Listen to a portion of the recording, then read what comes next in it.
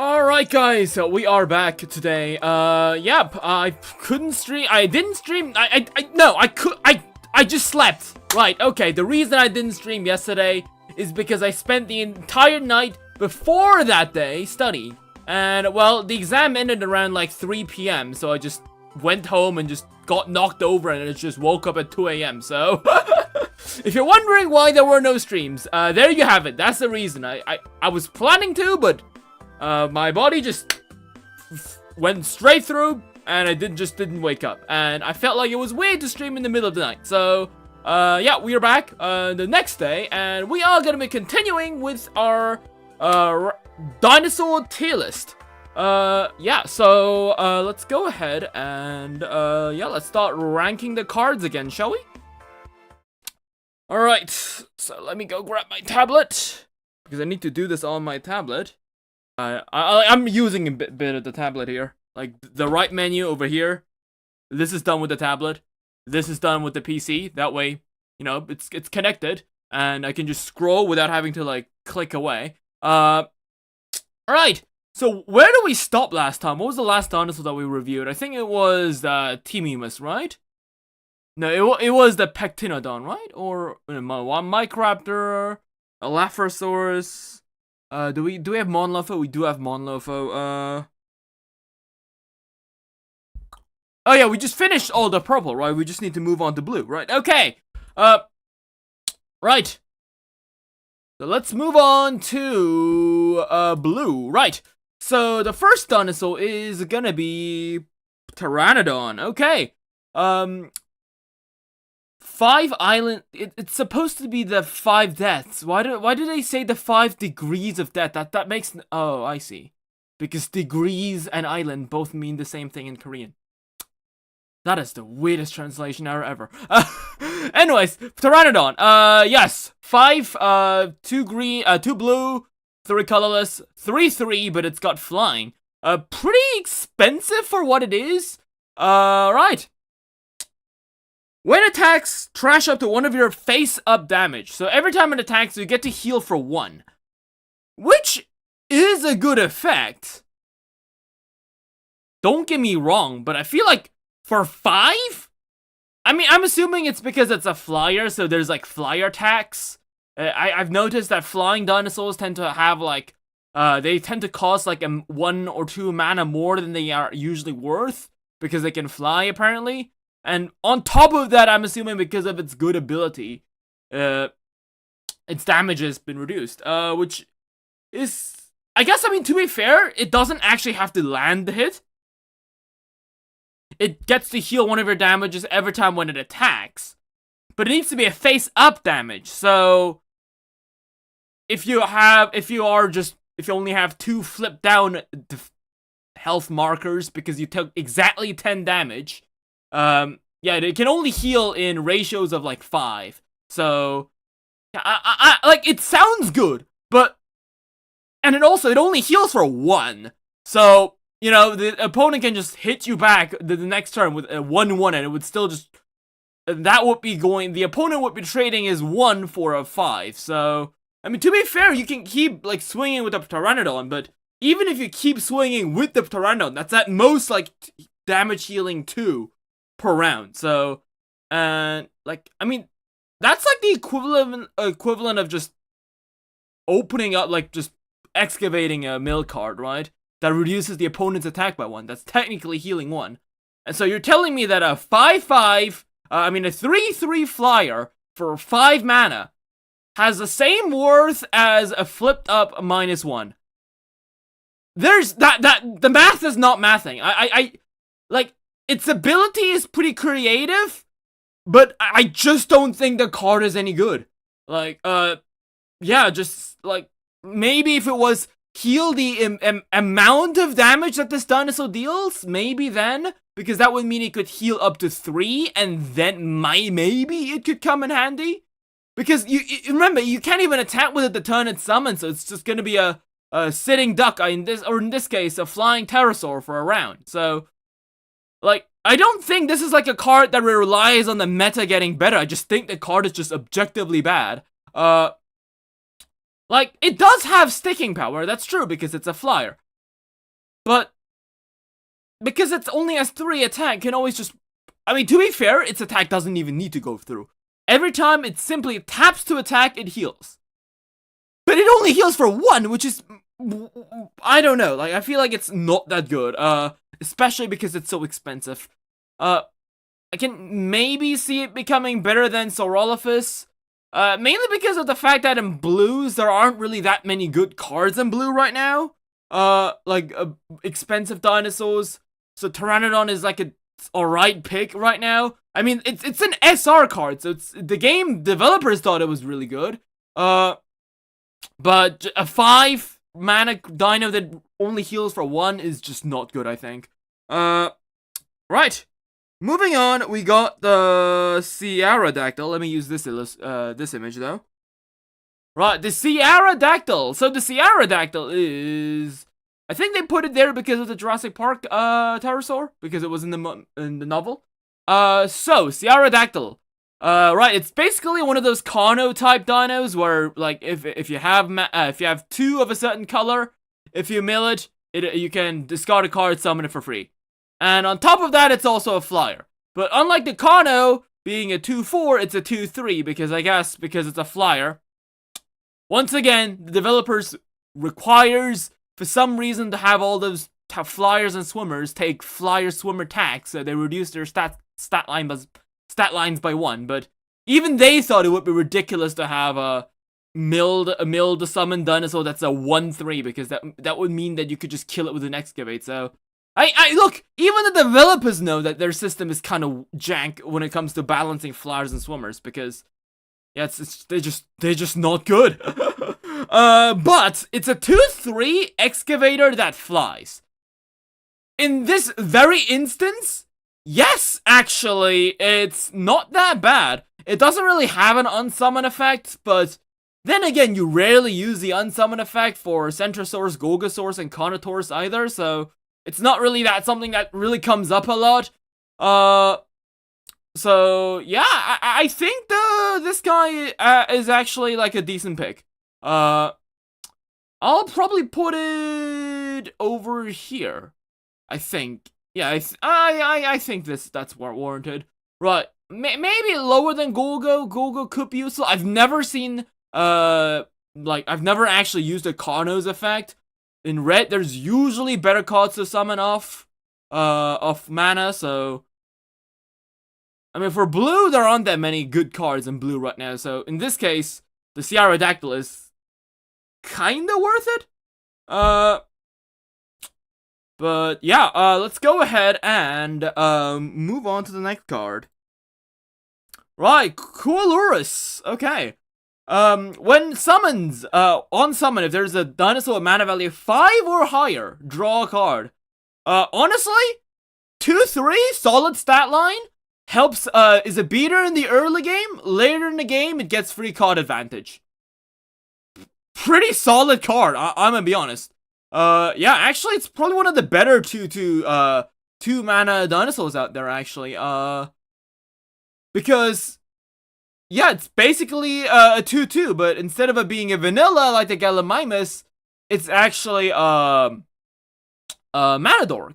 It even has the same stat line, so I think we're gonna put it like up here. Actually, yeah, I think Coolurus is a really good card.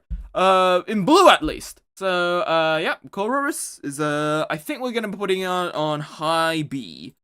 But unfortunately, I think like it's worse. Like you won't really see it often because blue as a color is right now bad. But if blue gets better, we'll definitely see some play. And if you are going for a slightly blue-based build, since blue is a good color, from skill card base-wise instead of dinosaur base-wise, adding in Coolurus is actually a solid choice.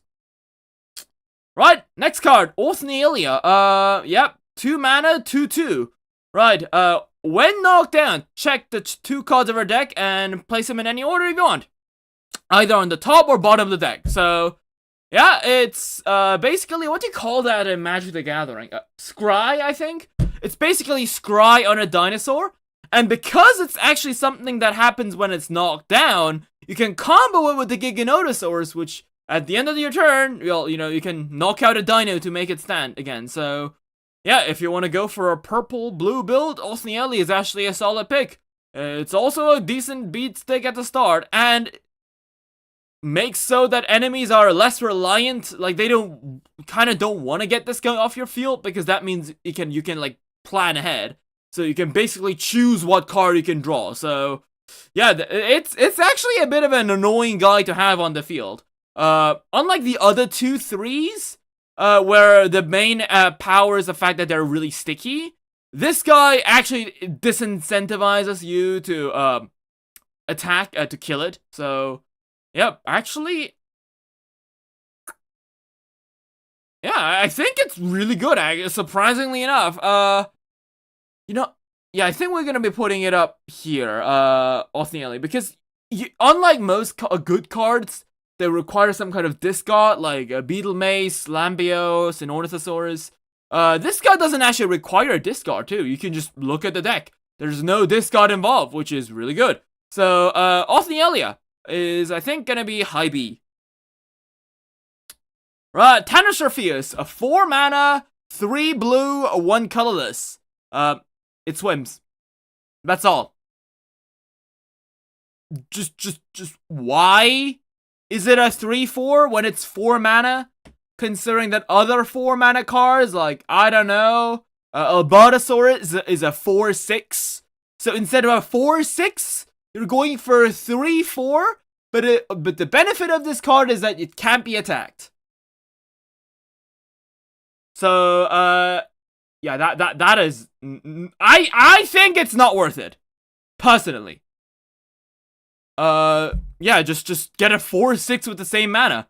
Yeah, sure, enemies would find it harder for you to hit this thing, but it better to have just a bigger guy, right? That prevents enemies from hitting it either, because, as you know, in this game, you can't really gang up on the dinosaurs, as we read the rules last time. So, yeah, Tanosurpheus, pretty bad card. I think I'm gonna be probably putting it around, probably E tier, actually. Yeah. Too expensive. There are better alternatives. Ramphorhynchus, it's a 2 mana 1/3. And yeah, the only thing that it's got going for it is that it flies. Yeah, it's bad. Yeah, I mean, sure, it can fly, but it only deals 1 damage, so I think you're just better off just killing it via excavations, right? Like, hello? Yeah, I think this one is probably, like, down here, alongside Teamimus, I think. I mean, it might not be F, I guess. Maybe if there's some kind of synergy later on in the game where you want to have multiple flyers, that could be something. But, I mean, at least it's cheap, right? At least it's cheap. Getting out some mana, not really mana dorks, but getting out some cheap hits at the start. Like, it's not bad per se, but like, it's a 1/3. Just summon a 1/1 for 1 mana, right? That's a lot better, because at least you can summon 2 of them, right? With that same amount. Right. Next up, we've got Pterodostro. Yeah, 3 mana flyer. 2/3. No special other abilities. It's just it flies. That's it. Yeah, it's a 2/3, so it's already weaker.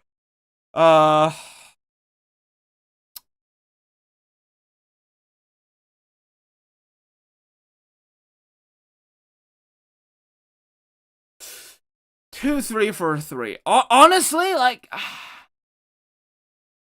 mean, 2 has a bit more sticking power. I can kinda see it. Maybe. Like, it's not worth it, right? I would say there's better options, like, personally, right now. Yeah, you know what? Over here, right? I think that's good enough. Right, we're gonna be putting it on D tier. The Pterodostro goes on D. Trophognathus. Alright, that's an interesting one we've got. Right, 5 mana, 2 blue, 3 colorless. On summon, you can return one of your dinosaurs to your hand and return up to one of your opponent's dinosaurs with a cost of 2 or less. You can maybe get rid of like a mana dork, not mana dork, but like a little beater or a little compy that the opponent has. So you are summoning a 5 mana guy that's only a 3/3. You have to return one of your own dinosaurs back to your hand, and you all for that just to take one of the opponent's dinosaurs with mana value 2 or less to their hand. Well, Lopho, you can combo it with other cards that lower their mana value, right? Yes, technically, but this thing's a 5. You're already spending so much mana, and you remember you're going minus because you need to put something that your dinosaur on your field back to your hand. I guess you could swing with the one dino and then summon it. Return the tapped out dino to your hand. I guess you could recycle that if you don't want that very specific dinosaur to die that next turn, but like all for a 2/2? Like, why a 2/2? With the fact that you have to return one of your own dinosaurs? And even considering that blue itself doesn't even have that a lot of good dinosaurs, just, I don't know, have it bounce something that's like mana value of 5 or less, so at least that way you go even in terms of mana, right? I don't know why it's 2. Like, that's way too little. Like, what are you gonna send back with a mana value 2 or less that you wouldn't just run over, right?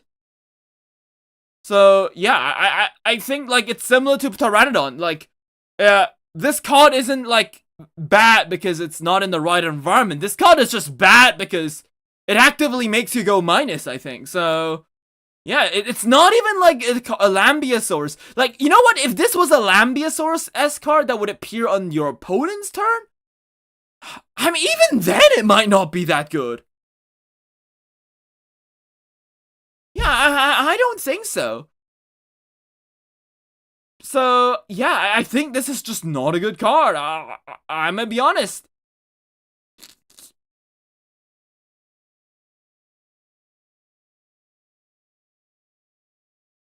I guess we can put it over here. E tier. Right, Dinosaurus. Okay, so it's a crocodile. Blue. It's got swimming, so only swimmers can attack this guy. When it appears, you can discard a card. Up to one opponent's dinosaur with swimming has counterattack reduced by 2. Okay, so not only do you have to discard a card, it only targets specifically dinosaurs that have underwater, which aka swimming, and only for their defense to go -2, which I mean, it's got underwater too, but you can't attack with it to turn it summoned. So hopefully you've got some other dinosaur that can attack that dinosaur. So you need 2. Basically, if you want to use Dinosaurus, you require 2 dinosaurs with aquatic. One that's already on your field, and then Dinosaurus. Then you spawn. Then you tap. Reduces defense by 2, and because it's a dinosaur that already the opponent's dinosaur has underwater, you need some other dinosaur that has underwater to hit it. So, yeah, that's basically a 3-card combo if you think about it, because remember, you've got to discard. So, yeah, if I'm gonna be honest, they could have just, what this guy should have been is just summon it, discard a card, kill a dinosaur's opponent's dinosaur with underwater that has, like, attack or defense 2 or less. And that would basically be a slightly more expensive, like, female Triceratops. And even then, I don't think it would be that good, because it has to target underwater. Like, you realize how shit this card is, right? Triceratops is a female Triceratops, is a mana value 4 card, that on summon, if you discard a card, you can just kill a guy that has, 2 attack or 2 defense. This guy only reduces it by 2. You require discard. It's mana value of 5. So yeah, like what were they thinking? It's like so much worse. Especially disappointing considering it's motherfucking Dinosaurus. Yeah, like why is this card ability so terrible despite it being like one of the biggest pseudo-Sushians to ever walk the earth. I don't know. Yeah, again, genuinely one of those cards that I don't know why it's so expensive. Like, even its effect isn't that good. So, yeah, I think, yeah, I'm gonna put you probably around, E. Like, yeah, I think it's just overpriced as well. The card is just too overpriced. Like, I'd rather summon, like, Tensorpheus, right? Because at least it's a 1 mana cheaper, right? Because I don't think Deinosuchus' ability will, like, ever come in handy. It's not even -3. That might be useful because of what the card that we're going to be showing you now.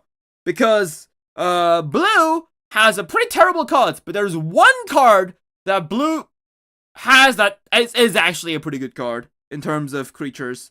The Plesiosaurus.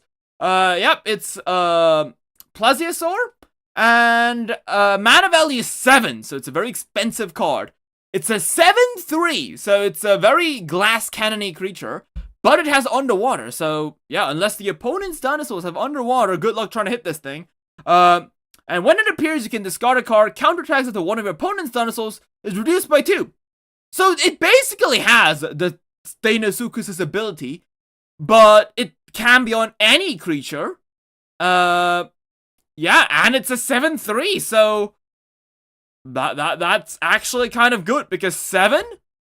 Like what can survive a Plesiosaurus attack? I don't think nothing.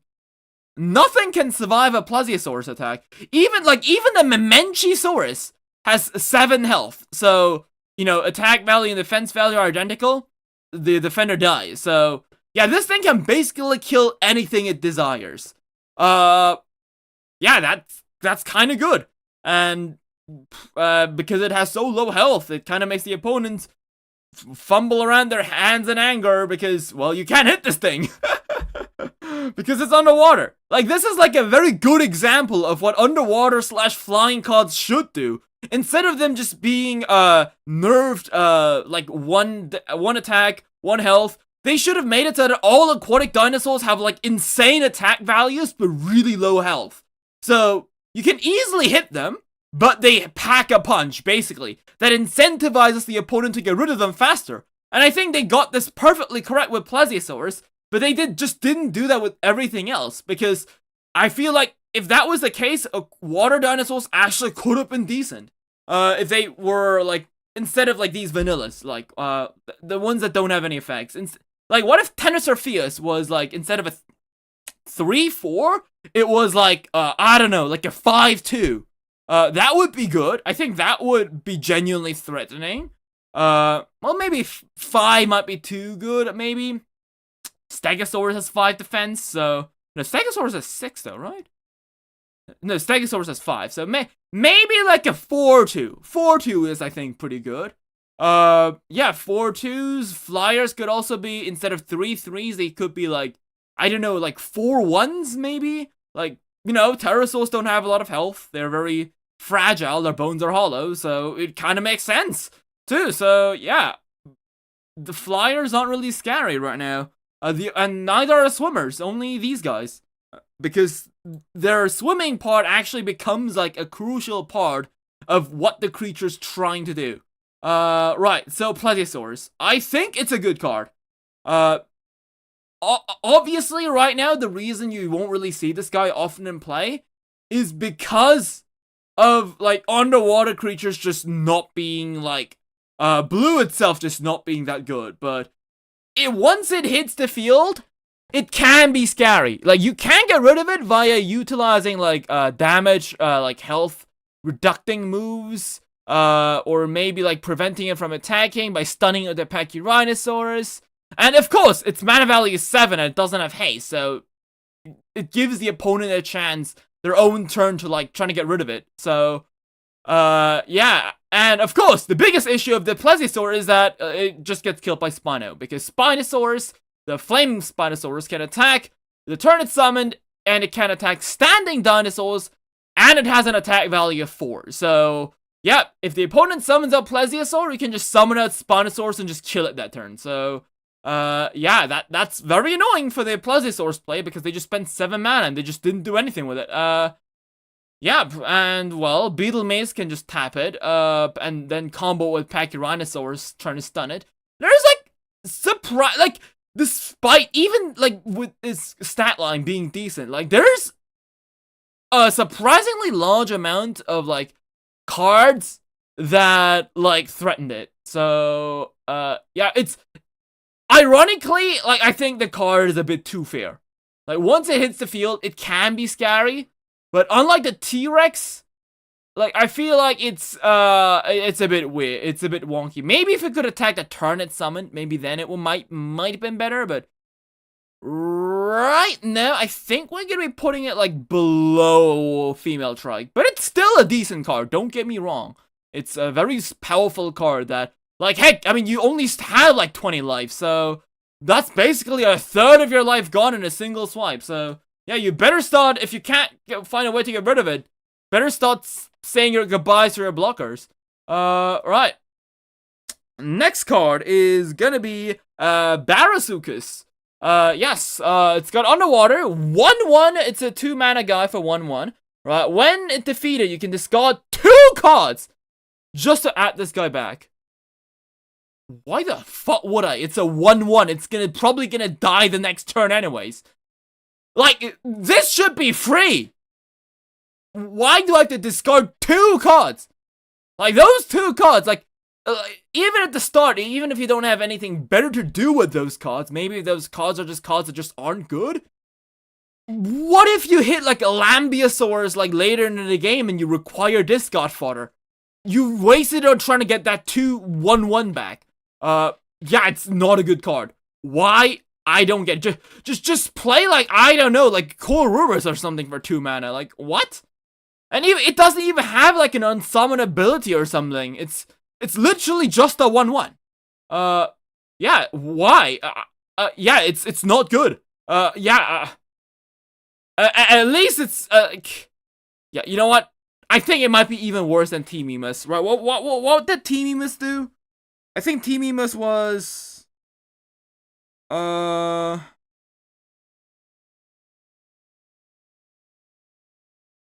right. Is 3 or more dinosaurs the cost of 3 or more, it cannot be defeated by battle. It's a 1/3. Even this thing is a 1/3. As much as its like stats and stuff clash, at least it's a 1/3 at the end of the day. This is a 1/1 for 2 mana. Like, it's not even worth it mana-wise.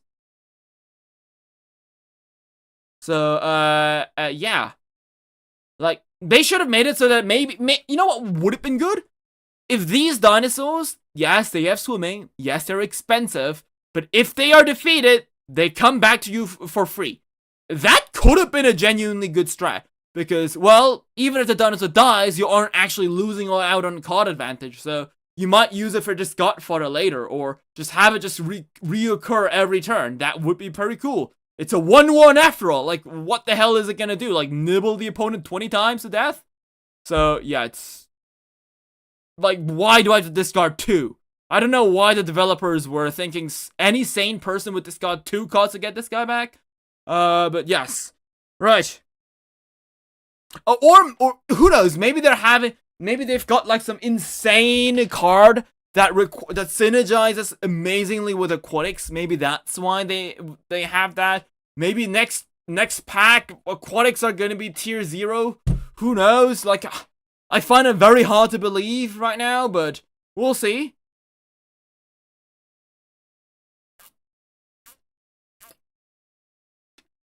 Right. Next card, Pterodactylus. Blue, 2/1/1. Once again, same with Barasuchus. I do find it very funny because if I remember correctly, whoever was made like the art for the Pterodactylus was like going crazy on Twitter talking about how many Easter eggs there were. And like, I'm like, yes, I really appreciate how much effort you put into the art, but like, the card is just so bad. So Pterodactylus. Hey, I mean, you know what? This guy actually has something. When it appears, return up to one of your opponent's dinosaurs with a mana value of 1 or less. So, yeah, if you really fucking hate that one compy that the opponent has, well, you know who to call. It's a 1-1, it's a 2-1-1 flyer, so, you know what? I mean, it's cheap. At least, you know what? It's got something going for it. Whereas with the Barasukas, I couldn't quite even understand. Who knows? I think it's probably gonna be, like, here. We'll put it on E. It's very bad. Right, next card. Camarasaurus. Yeah, we've got giant orthicons from the Ordovician. Or was it Silurian? Yeah, crazy. I don't know why they've got Camarasaurus. Was Camarasaurus even in a Jurassic World? I mean, to be fair, the mobile games had them, true, right? So we got, Camarasaurus. Right, it's 6 mana, 4 blue, 2 colorless. It's a 4/5. The mana value is, again, it's swimmer tax, so it's like a bit too, about 1 or 2 too expensive, I think. But when it appears, draw 2 cards. Just good card advantage. And for a 4/5, it has underwater. It's got a pretty decent amount of sticking power. And it pretty hits, or it hits good. It hits good, right? Plus, drawing cards like late in the game, actually not a bad choice. I think Camarasaurus is always gonna be. I personally think, unless we got some crazy good high mana blue mana cards later in the game, like I think like it's always gonna be like a really solid choice to have in your deck. Like, not amazing stats, but solid stats. An effect that you just can't hate. A draw 2. Like, who doesn't want the Pot of Greed Cephalopod edition? I summon Pot of Greed! I think, probably...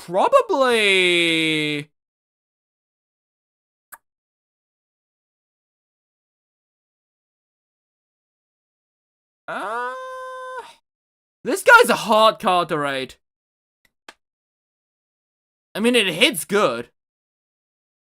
I think it might be above Giga, maybe. Because Giga needs, like, a turn to do his thing. This guy does his thing immediately.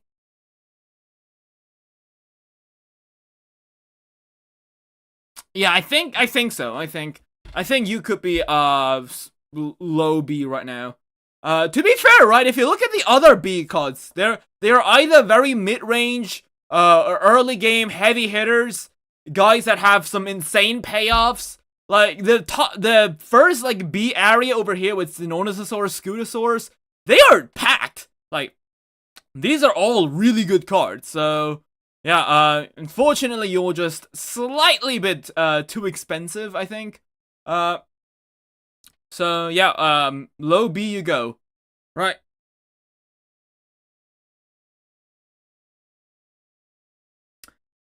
Next card, Ichthyosaurus. Oh, where do I have to say? Oh, Ichthyosaurus, goat, absolute goated creature, right? It's a 3 mana, 1/2. That's a terrible stat line. But read its effect. On summon, draw 2, discard 1. Really good effect. And the fact that it's fairly cheap to get out as well? Yeah, that's good. Yeah, you can't say no to this. Even decks that aren't, like, primarily blue, will sometimes play, 1 or 2 blue lands just to play this guy. Like, it doesn't even need that much investment, it's just 1 blue. So, yeah, actually, very solid card. I think it's probably gonna be,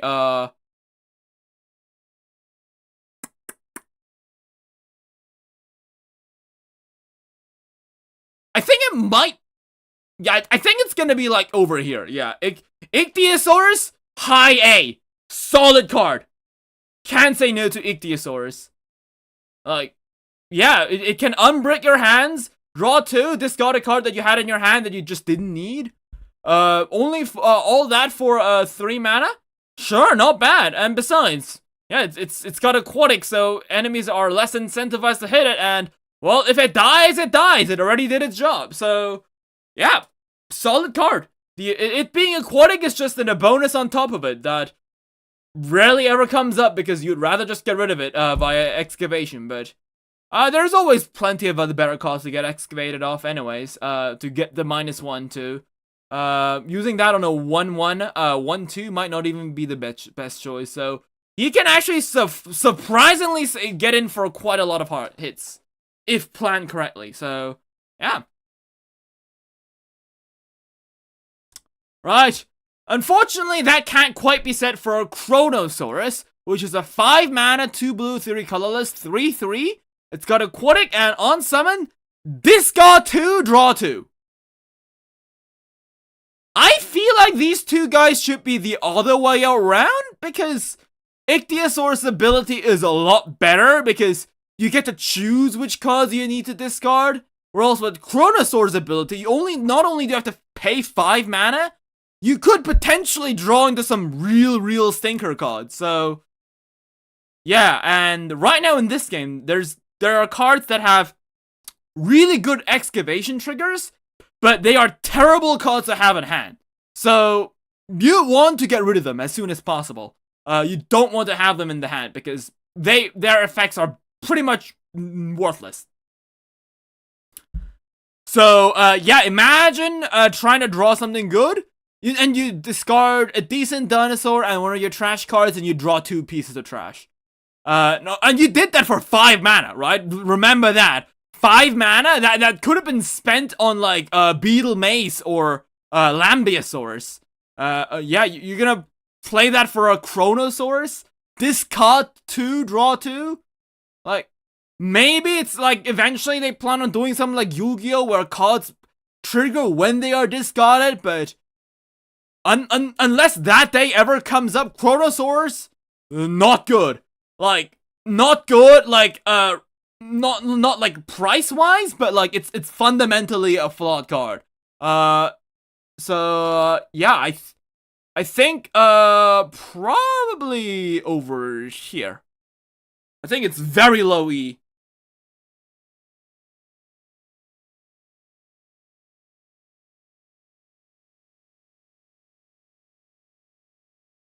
Okay. Next card. Elasmosaurus. Alright, another plesiosaur. C, dinosaur card, attack 2, defense 3. Right, underwater. It's got, it's an activated ability. Discard a card, return up to one of your opponent's dinosaurs with mana value 1 or less. Why do people keep insisting that you really want to lower the opponent's mana? That, like, remember, that's like a multi-card combo just to bounce one guy from the opponent that they can probably resummon the next turn, so it has to be mana value 1. That's why I'm just so insane, because it's Elasmosaurus itself has mana value 4, so that itself is quite a bit of an investment. So you think you're gonna do that? Get the mana value reducting card, which, by the way, usually only works for, like, usually they themselves cost, like, 2 mana, so you're spending mana on that as well. So, all for that, only to, at best, get maybe, like, a mana value 2 or 3 off the field? Like, no, the math isn't mathing. Maybe you could have some insane combo with, like, Lysin-Ups, where you attack into something, you lower its cost, and then you bounce it with the Elasmosaurs. But, like, it's gonna come back the next turn, so I don't know, man. Probably not that good. Yeah, I'm gonna put it down there. Right, Avimemus. Yeah, 1 mana, 1/2. When defeated, tap one of your lands and put this guy back on the top of your deck. So, you know what? This guy isn't, like, as bad as it might seem, because, hey, Avimemus, I think it's gonna be really decent in, like, swarming strategies, because, well, in swarming strategies, it's very important that you always have, like, a steady influx of small mana value, of small dinosaurs with low mana value constantly to your hand. So, yeah, to increase your chances of drawing this into one of them, And since dinosaurs, the like swarm type decks, the dinosaurs are cheap, so you'll might have some mana left over. In those case situations, I think you could use Avimimus to do some nice shenanigans with it. Yeah, I think it's pretty decent. I mean, at worst, it's a 1-2 for mana value 1. That's a solid mana ratio. It could have been a 1-1, but they made it a 1-2. So, yeah, what is really not to hate about this guy? I won't really say that it's got an amazing ability. Swarming isn't something that blue does. That's something that I think red is trying to do. So maybe they think eventually they'll be able to have like a red-blue combo deck, and Avimimus might be the glue that keeps those two together, but I doubt. So, I mean, like, its effects are pretty solid. It's just that it just kind of doesn't, like, know where it's supposed to be. So, I think we're going to be putting it on low C.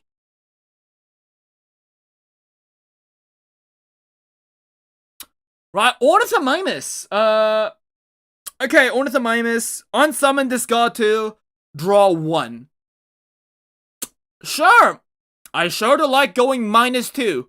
But I suppose, if you're really desperate, or if your hand is really that shit, you really want to draw that 1 card? I mean, right, like, blue is a color that thrives off card advantage. A lot of cards want you to keep drawing stuff, like Ichthyosaurus, you got Orthocone, that draws too as well, Camarasaurus, I mean. Like, we got Koruras that draws. Like, all the blue guys are flyers, swimmers, and they do have something with card draw. So, I'm assuming what Ornithomimus wants to do is do even more deck thinning. Like, I can kind of see what they're going for, but at the end of the day, it's still a -1, and that discard could have been used for cost a trigger off something a lot better. So, but like, I get its spirit. I get its spirit. Like, unlike some of the lower cards, like, I get what they were trying to go for. Like, despite it going -1, it's not that ludicrous of a card, I think. And besides, it's a 2/3 for 2, so mana cost wise, it's a decently affordable card, right? Probably high D. Right, Daikosaurus is 4/5 for 6 mana. Hell no. Okay, like, with like some of the other aquatic guys, like Tanosaurus, I can kind of see it, right? It's 4 mana, so it's not that big of an investment, but it hits for decent amounts. This is 6 mana. I don't care if it swims. Like, I'm not getting a 6 mana card out that only has 4 damage. Like, no. It already has 5 health, so it's not even gonna get attacked anyways. So, yeah, no. Like, it's like, that's just a bad card, man.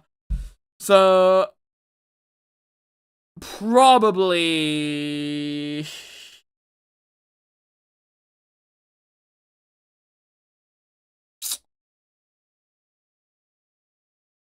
over here, right?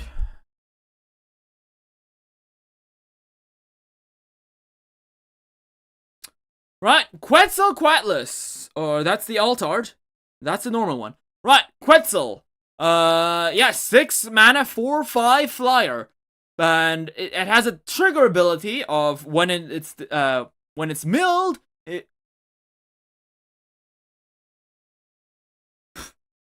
If you have 5 or more blue lands, you summon it for free. So it's a good card to have in a dedicated blue card build. Unlike the Apatosaurus that we had, which was a 4/7 and 5 lands. Yeah, this is a 6, so it's slightly cheaper, but does the exact same amount of damage. So, yeah, I mean, I don't know if anybody would want to go solo blue as of right now, but yeah, I think it's decent. I think we're gonna put it in high D. Okay, and right, I think that's like the last dinosaur from Wave 2, Shonisaurus.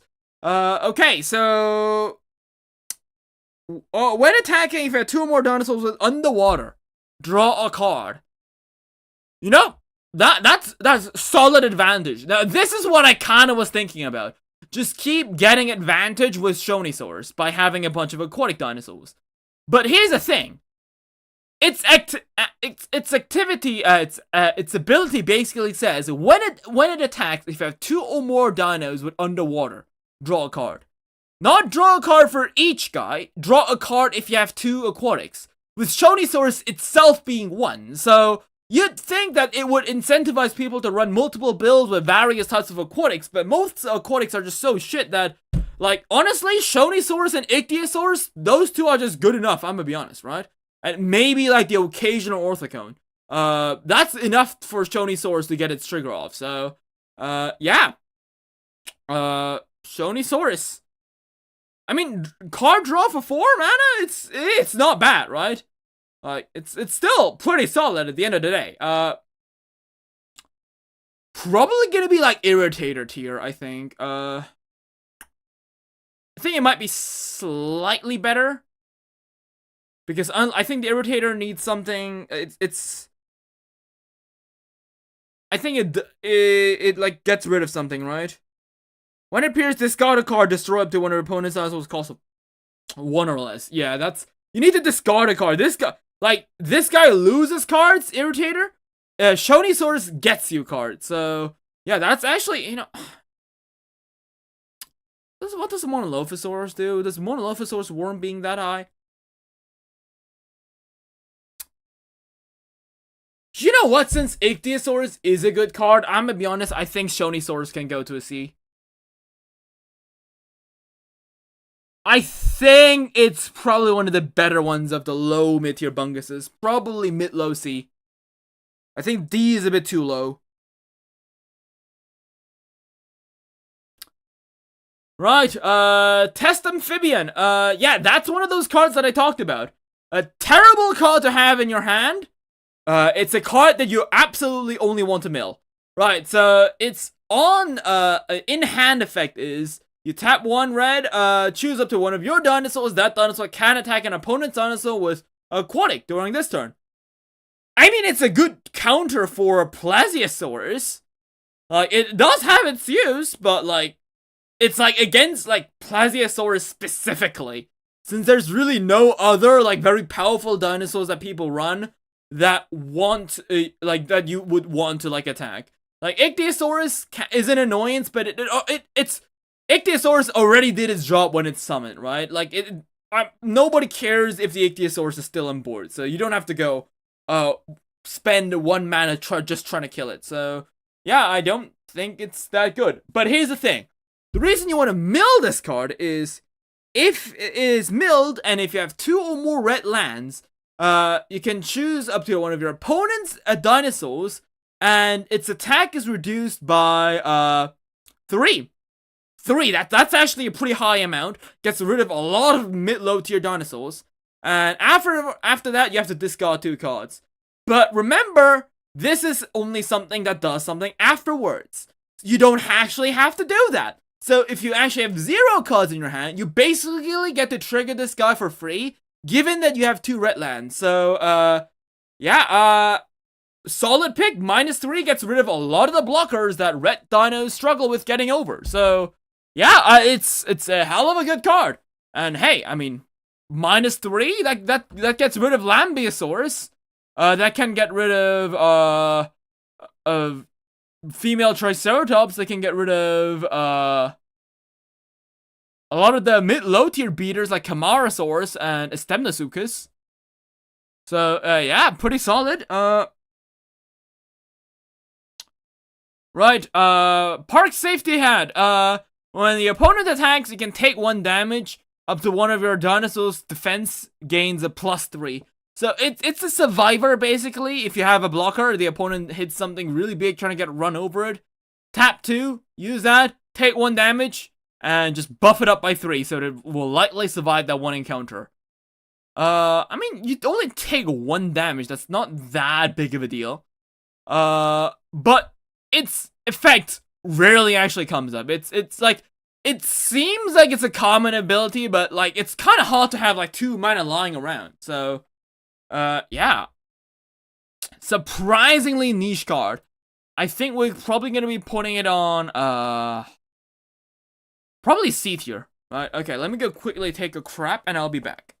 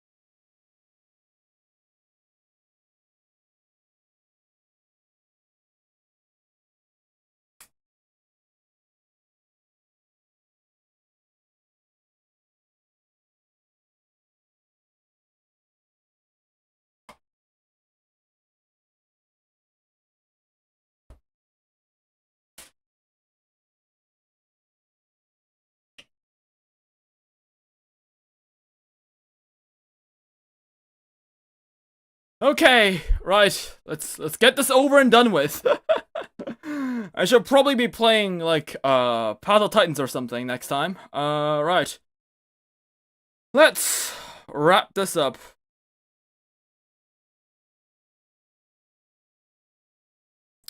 Okay. Let's get that hat.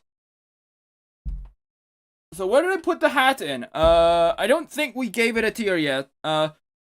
It's weird to put it because it's not exactly a dinosaur card, so it's hard to compare it alongside other dinosaurs. Hello, Dinaloom! Welcome. Right.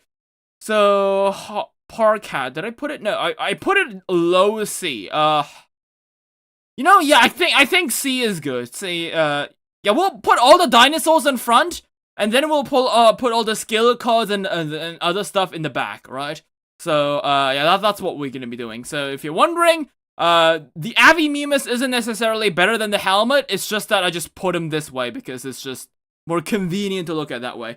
What is, what is all this? I guess this is the Jurassic Park TCG, tier list. We're looking at the dinosaur cards and seeing what cards are good. Right.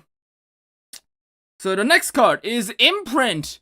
Yes, alright, let's use this version of the card though. This is the version that we have in the tier list. Okay, so it's 1 red, 1 colorless, and it's a continuous ability. You can trash this event, up to 2 of your dinosaurs gain a +1 during this turn. Not a bad card. Pretty good, actually, because in a sense, you are, saving up an energy and mana to use it later. So, because, well, this is basically 2 hits. So instead of summoning out a dinosaur with 2 attack, you are just gonna keep it on board, and on a really crucial moment, you're just gonna sack it and buff your dinos, which I don't know, right? I know, like, this card sounds busted, but the problem is that if you're gonna use, like, essentially, you're getting 2 the attack, right, on your opponent. You're increasing the attack by 1. So, the best way for you to use that, it's, like, this isn't even like Yu-Gi-Oh! Where there's, like, a damage step. So, you've gotta use it before you do attack in battle. So, the opponent can, like, measure and choose and see how to react against that. And I think that makes this card slightly worse because, well, I wish if the opponent declared blockers, then you could sack it, get a bit of attack, and run over it. I think that would be really nice.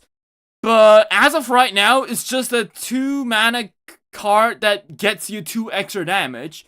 But if you are going to be getting 2 extra damage, why don't you just use the 2 mana and just summon a guy that has 2 attack? That way you'll be able to hit more over the more turns, right? So I feel like it's not as good as a lot of people make it out to be. But you could buff the T-Rex and make it a 9/5. Yeah, that would be pretty fun. But yeah, that's something silly you can do. But yeah, I personally rate Imprint pretty low on the list. I don't think the card is that good. But a lot of people think it is. So yeah, that's really up to them. What do you guys think? Do you guys think it's good, or I will put it over here on C, right? Oh wait, didn't we talk about the amphibian? We did talk about the amphibian. I didn't put it on the tier list. You go, yeah, I think amphibian is probably A tier. Really good mill. -3 attack is pretty insane. Yeah, because excavation abilities like these, they are -1 and during this turn. So if you can stack -1s and try to utilize that -3 that you got from the amphibian and try to kill something really big on your opponent's side, that would discourage them to keep attacking you. So yeah, that's a pretty good card. The amphibian card. The hat is not so good. The hat is only -1, and that means like attack -1 is like the basic. It's like the bottom line. right? If your card does something more than -1 in your opponent when it's milled, the skill card is a good card. But if it does something bad, like if it does anything under that, then it's a bad card. So, and I think that's the problem with Imprint. It doesn't actually have an excavation ability, which I don't think is that good. Right, next card is the Aviary. It's a birdcage. Right, 2 green, 1 green, 1 colorless. Honestly, the effect doesn't matter, but just in case, I'll tell you. Choose up to one of your opponent's dinosaurs that has flying, that has a mana value of 5 or less. I do find it very funny how they say 5 or less, because the only flying dinosaur, or I guess flying creature in this game that has a mana value higher than 5 is like Quetzalcoatlus. It's like the only one, so I guess the Quetzal is too big to be put in the hatchery, I'm assuming. So, yeah. I do find the flavor very funny. And that dinosaur cannot be standard during your opponent's next refresh phase. So, yeah, the pterosaurs don't untap next time. So, I guess that stops pterosaurs from attacking 1 turn. But all pterosaurs that's not the Quetzal only have like 3 attacks. So, yeah, you're at best preventing 3 attacks from going through. So, yeah, but it's. Yeah, as I said, it's one of those cards that is trash at hand, but absolutely goated when it's milled, right? The cage is probably the most insane card right now in terms of what's milled. I think it's probably like Lambeosaurus level, I think, because if you have 2 or more green lands, yeah, choose one or 2 of your opponent's dinosaurs and just tap them and then discard a card. So, what this card can be used for is, like, I think this card is, like, the definition of the one card that can counterattack people. Because, right now, I do think that green cards that are, since they have got loads of blockers, seem to be doing the best. So, not only to prevent potential attackers, you also tap them beforehand, so next time you can just smack back at the opponent's face without having to worry about the blockers. It's an insane card. It's not that good at the start, but into the mid-late game, this single-handedly can, like, make or break a game. Yeah, it's pretty overpowered. I think it's a really good card. I think it's probably... But the problem is that it's a bit unreliable to hit. It is a brick in hand, but if you do hit it mid-late game, it works good. If you hit it early, low, mid game, like if this is like your second mill, well then there's no dinosaurs to tap, so you're basically losing out on advantage. But yeah, if you've got like a pack, if your opponent's got like a Pachyrhinosaurus, a Stego, a Euplocephalus, they got like T-Rex on the board, you can. The moment they flip up this, you can just tap the Rex, prevent 8 damage from going through, and just tap the Pachyrhino and just smack him in the face next turn. Really good card, I think. So you know what? Yeah, we're just gonna put it over here. You know, let's put them over here, right? We can grade them like this, right? Good. Right. Next card is gonna be. You didn't say the magic word! Let's see. So what does this card do? It's got an activated ability. One of your opponent's tapped dinosaur's defense is reduced by 3. Which is good, because that's one of the few cards green can use to kill the Pluzzy. Yeah, it's because 3. If it attacks, it taps. Next turn, you didn't say the magic word, and just like that, the Plesiosaur fucking dies. Don't ask how that works in this game, but yeah, that's like the one good counter to the Plesiosaurus that green has.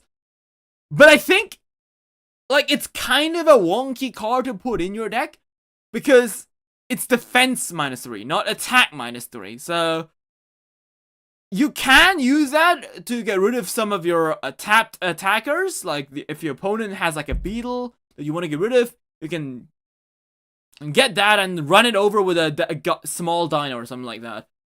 Pretty good at, it's good removal. And, well, it's got a decent mill ability. When it's milled, -1. You know, as I said, -1, baseline, can't go wrong with that. Yeah, honestly, all things considered, solid choice, I think. I think it's worse than the amphibian because you can't quite use it. Like, it's more versatile, but it doesn't do that much when it's milled.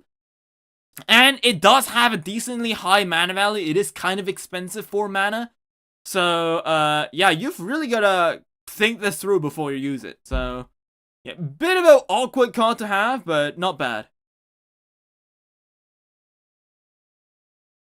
Right, the 5 deaths. Right, tap 2, purple. One of your opponent's dinosaurs. Defense is -1 during your turn. I guess you can use that to run over some annoying defenders.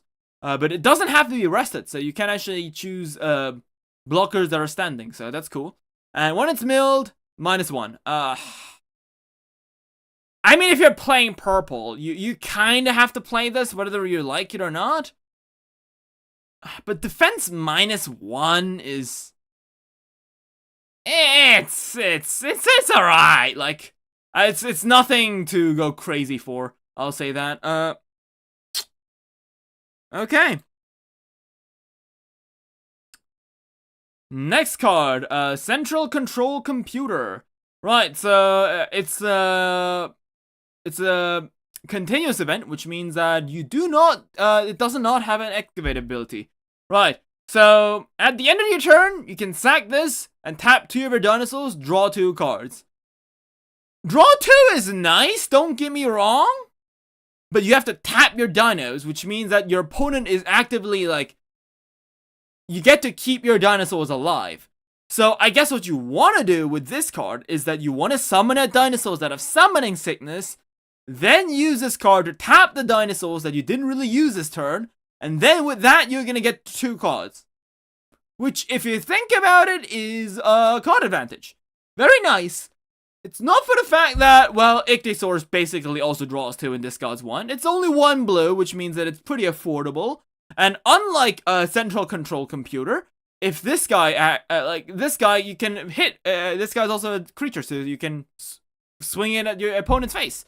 And, yeah, that's, I think it's also a lot less situational because, well, this card is really good at the start of the game, but, like, it's 2 mana, so I guess what you want to do is you want to summon out a guy. If you got like 4 mana, summon out Dino, both are cost 1s, then use this, tap 2, to rest 2 of your dinosaurs, draw 2. So the most advantage you're getting out of that one card is by tapping 2 dinos, like by using dinosaurs that are of cost, like the bare minimum amount of card advantage that you're going to be getting is on turn 4, and if you have exactly 2 green dinosaurs with mana value 1 in your hand, which, and currently the only ones that are like that is, I think, Taco. I think it's like Taco, and like there's like one other.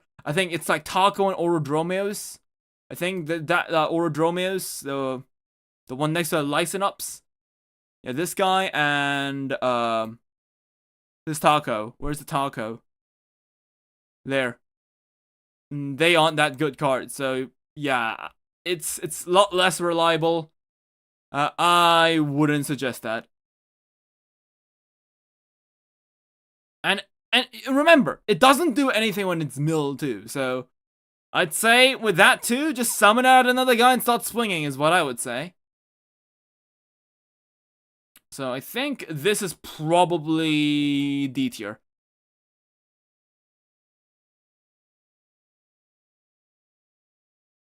Okay, Crash Private Jet. 1 purple, 1 colorless. Right, continuous effect. Activate ability, trash this, and destroy up to one of your opponent's dinosaurs with mana value 2 or less. It's not bad, except for the fact that most purple dinosaurs actually have abilities that reduce that destroy dinosaurs that lower their costs. So there aren't that many cards that you can just freely use, like continuous effects like these, that actively lower mana. So, yeah. This guy is, well, yeah, it's a good card to plan ahead, but you need something that reduces mana value. And reducing mana value is not something you can easily come by. So, yeah, because, like, let's see. I mean, Irritator destroys a card with mana value low. T-Rex destroys. What's the guy that lowers mana value? I think it's like, Gorgonops and like Utahraptor, I think. Like, that's about it, I think, in terms of dinosaurs that lower mana value. So, yeah. Unless you're using those two cards, which are C tier, yeah, this card isn't that good. It doesn't even have a mill ability. If it was lower your opponent's mana value, that actually might have done something. But because it's just lowering, it's just destroying it for a mana value 2 or less, it's not that good, I think. So,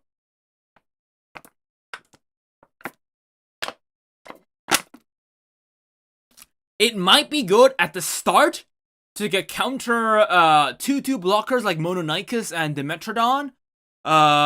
But like that's about it. So, and with that too, you also could have been summoning a 2/2 as well and just trying to run over it anyway. So, yeah, I think it's probably I do think it does have its use. I think it's actually pretty high on the list compared to others. I don't think it's that useless. I think we're probably gonna put it like over here. Mid D. Mid D is a good place. Right. Next card. Fossil Dig. Yes. 2 blue. Draw 2, discard a card. It's just like the Ichthyosaurus. Insane ability card. On excavation, if you have 2 or more blue lands, discard up to 1 of 3 of your damage, and then discard a card. Remember, discard isn't mandatory. If you don't have cards to discard, you just don't have to discard. But the problem is, I mean, the good part about this card is that the way the game counts damage is that this card itself goes onto the damage zone, and that's where it triggers its ability. So you can actually sack 3 damage, you can heal 3 damage, including this card that has been flipped. So, yeah, at worst, you're still healing 1 damage. And at best, you're healing 3 damage, which is insane. So, yeah, and even its main ability is good. This is probably, I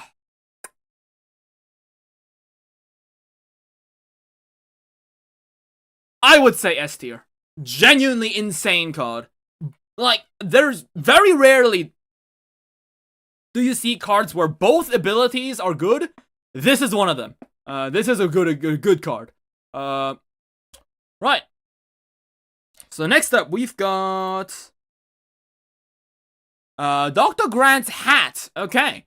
1 blue, and effect is check the top 2 cards of your deck and put them arranged in any order, either on the top or the bottom, and then draw a card.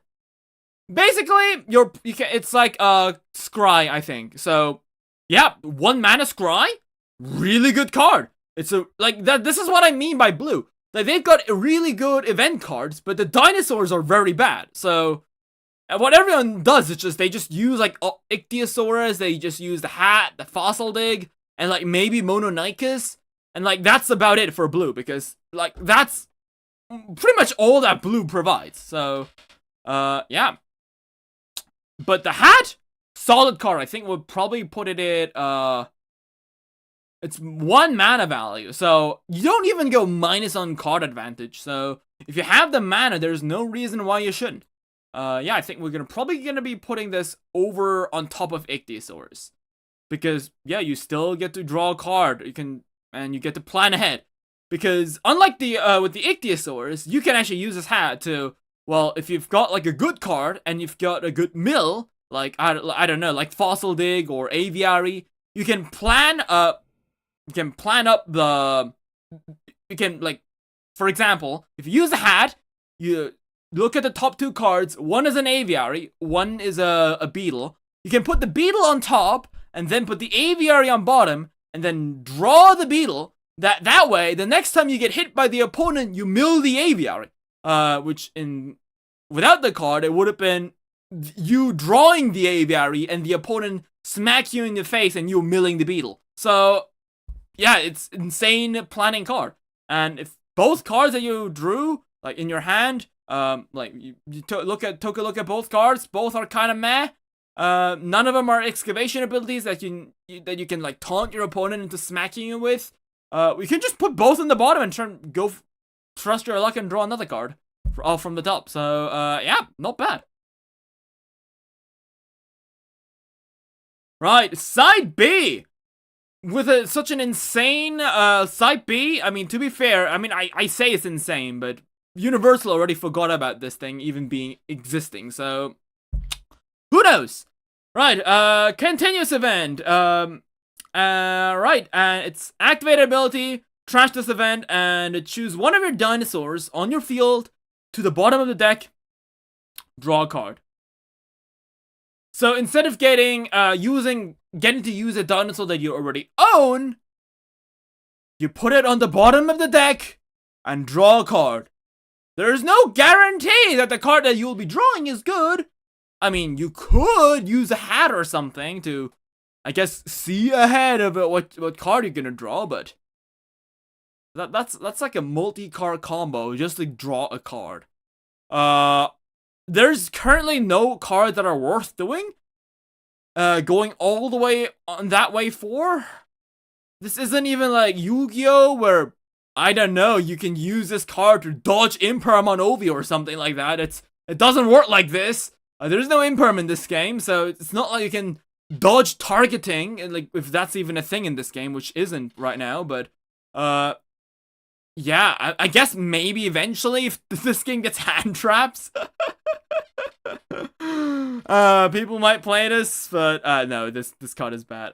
Yeah, this probably over here. I'd say it's worse than a 1/1, right? Because it's not like you put the dinosaur back into your hand. You put it on the bottom of the deck, so you could draw into something absolute dog shit for the price of you using the map and getting rid of one of your dinosaurs. So, yeah, you could go -3 in this case, which is kind of crazy. Right, next card is Biohazard. Right, let's see. It's an event card, purple to green, to blue, to purple, I mean. Effect, destroy up to one of your opponent's dinosaurs at mana value of 1. It's destruction via mana value. If you can get lower mana value consistently, that works. But that's not what Biohazard is crazy. That's not the reason it's good. Its excavation ability is, if you have 2 or more purple zones, destroy up to one of your opponent's dinosaurs. Then discard your entire hand. So, if you really, really do not like one dinosaur, like that one dinosaur's just ruining your day, if you mill this, you can just destroy it at the cost of you losing your entire hand, so that you technically are just playing the game by just top drawing every single time. I'm gonna be honest, since there's a lot, unfortunately, right? This would be good if purple didn't actually have a lot of cards that require you to discard to activate things. But there's surprisingly a lot of cards. There's like Gorgosaurs. There's Pectinodon. This guy requires a discard to get summoned. There's a decent amount of good cards that you want to trigger that require discard fodder. So getting rid of all of that just to get rid of one dinosaur could be good at the end of the game. Maybe like very late game. You can mill this and hit one of your opponent's crucial pieces that you can just finish him off. But I do think it's a bit too much. It's like, if it was destroy your opponent's entire field, that might be good, right? Because then both you and the opponent start off from scratch. Your opponent has cards and you don't. So Like, even if you destroy all dinosaurs, this guy might still be bad. That's the thing. Like, it can work out, but very rarely, I'd say. I'd probably put it low D, right? Because it can trigger at a much higher frequency than, like, the Apatosaurs. But usually when you hit it, you don't want to trigger it, because if you trigger this at the start of the game, well, I would like to have cards for the rest of the game, please. Thank you.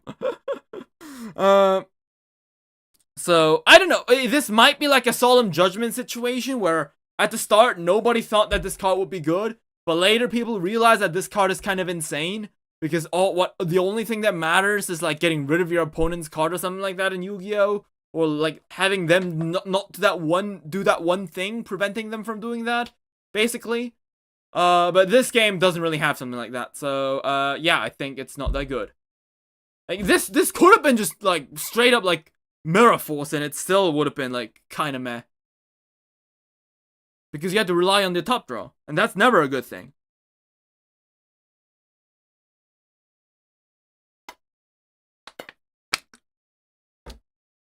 Alright! Move on to the humans. Right, we got Dr. Henry Wu. Alright, 1 red, great. Okay, you can tap this, sack this, and choose one of your red dinosaurs. The dinosaur gets pissed. So if it attacks, well, if it goes above the damage value, you take the damage. Equal to the opponent takes the damage equal to the difference. Basically piercing, just like Yu-Gi-Oh! Yeah. I mean, it's mana value 1. It's an alright card. If you don't have anything if you don't have any 1-drops in your hand, you can just tap this, get this guy out. And it's got a decent combo, I think, like with Carnivores specifically. And like for the others, usually even if the dinosaur does have piercing, it doesn't usually warrant like that much extra damage. It's like maybe 1 at best, or maybe 2 more damage, which I guess it's for 1 mana, so it's like a decent trade-off. It's low B, right? We'll put it above it, Montosaurus, right? Dr. Gerald Harding. Now this guy, I genuinely think big sleeper pick. A lot of people will probably play this guy because they want to play green, and since there aren't hardly any humans in this game right now, there's like I think like 6. No, there's like 10 humans in this game right now. So yeah, there aren't that many humans. So if you're picking a color, the game pretty much already chose all the guys. But let me tell you why Gerald Harding is actually kind of insane. So remember how I said that this game doesn't really have a form of ramp? There's no cards that get you additional lands. There's only, just tap, attack, block, basically, as of right now. This guy is probably the caveman equivalent of ramp. So here's the thing. If you sack this character and you can retire one of your rested dinosaurs with mana value 2 or less, and then put a dinosaur that is a green dinosaur with mana value 3 or less for free from your hand. So what you can do here is, for example, if you have a guy like Dimetrodon. So here's the thing. This is why this guy's so insane. It doesn't state that the dinosaur that you're returning needs to be a green dinosaur. It can be any dinosaur with mana value 2 or less. So what you could do, for example, with Dimetrodon is a 2 mana, 2/2 blocker. So at the start, if you're going first, if you get this guy out first, your opponent summons a guy, but the guy doesn't have haste, so now it's your turn again. You can swing with the Dimetrodon, and then you can, after you've swung with it, you can use its ability to return Dimetrodon to your hand, and then resummon a different guy from your hand that's green. Maybe Leptoceratops if you want to play aggressive. Maybe a blocker. No, there's no 2. No, it's mana value 3 or less. Here's the thing. So you're basically plussing off 1 mana from the exchange. Which, the best card I'd say to get off would be Euplocephalus, since it's a 3 mana, 2/3 blocker that gets even stronger if you got more tapped out dinos. So yeah, you can just send the 2/2 back up, and then get this guy 2/3 out for free. And with the 3 mana, you can technically spend that 3 and summon out like a pretty decent 3 cost attacker, like I don't know, like Carnivores or something like that with the mana, because well, you have to summon a green guy from hand, but remember you didn't actually tap any lands to summon your guy, so you get to replace one of your cheap tapped out guys into a slightly stronger dinosaur, and if you have another dinosaur with mana value 3, you can summon out another guy. So instead of you started off with a tapped out dinosaur with mana value 2, now you have 2 dinosaurs with mana value 3, which is insane in terms of card advantage. Given the case that you need a 2 mana guy and you need a 3 mana guy in your hand, I mean, you could basically, you could attack with this guy and use its ability to resummon, then you can just put, and since it's cost, you can just put it back to your hand, and even if you can't summon, then you can just retap the mana and just resummon the blocker. So now make it untapped again. So that's something you could do, even if there are no good dinosaurs to summon from hand. So it's a good card, really. I'd say probably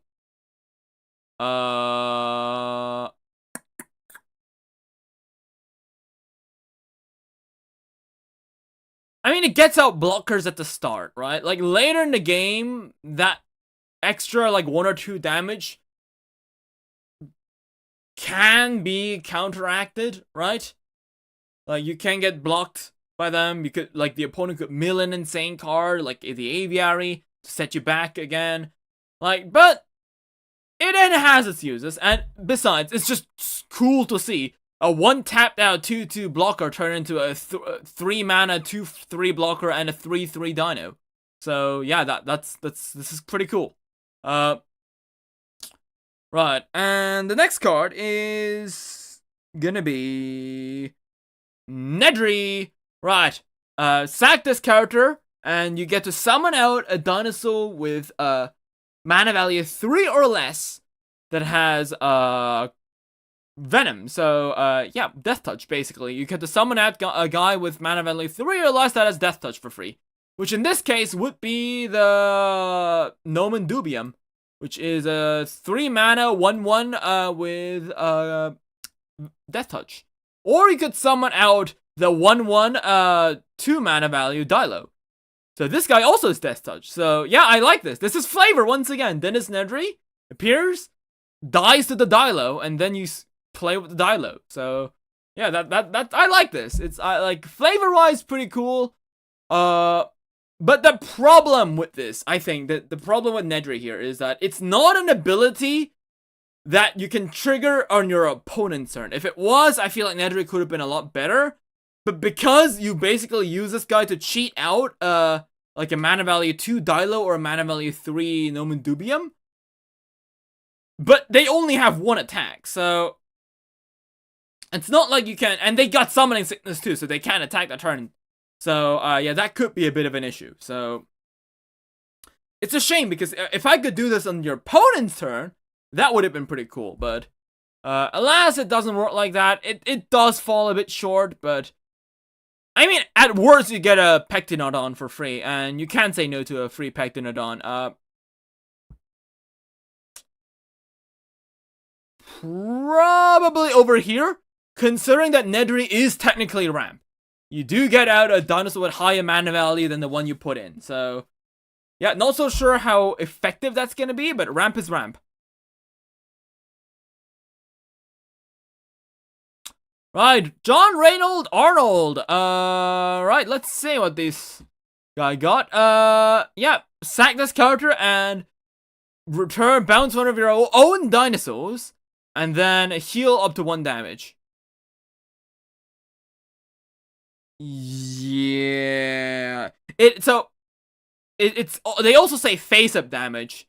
It's not a free damage level heal, so you basically get to heal 1 for bouncing a dinosaur back to your hand. I guess you could tap Dinosaur, attack, then bounce a tapped out Dinosaur again, heal 1, kind of like what we did with Dr. Harding. But instead of that, instead of getting a free Dino, you get to heal 1 single damage. Yeah, needless to say, this character is pretty bad. I mean, free damage is damage, what can I say? Probably, like, over here, I think. Yeah, I think that's a good range. Right.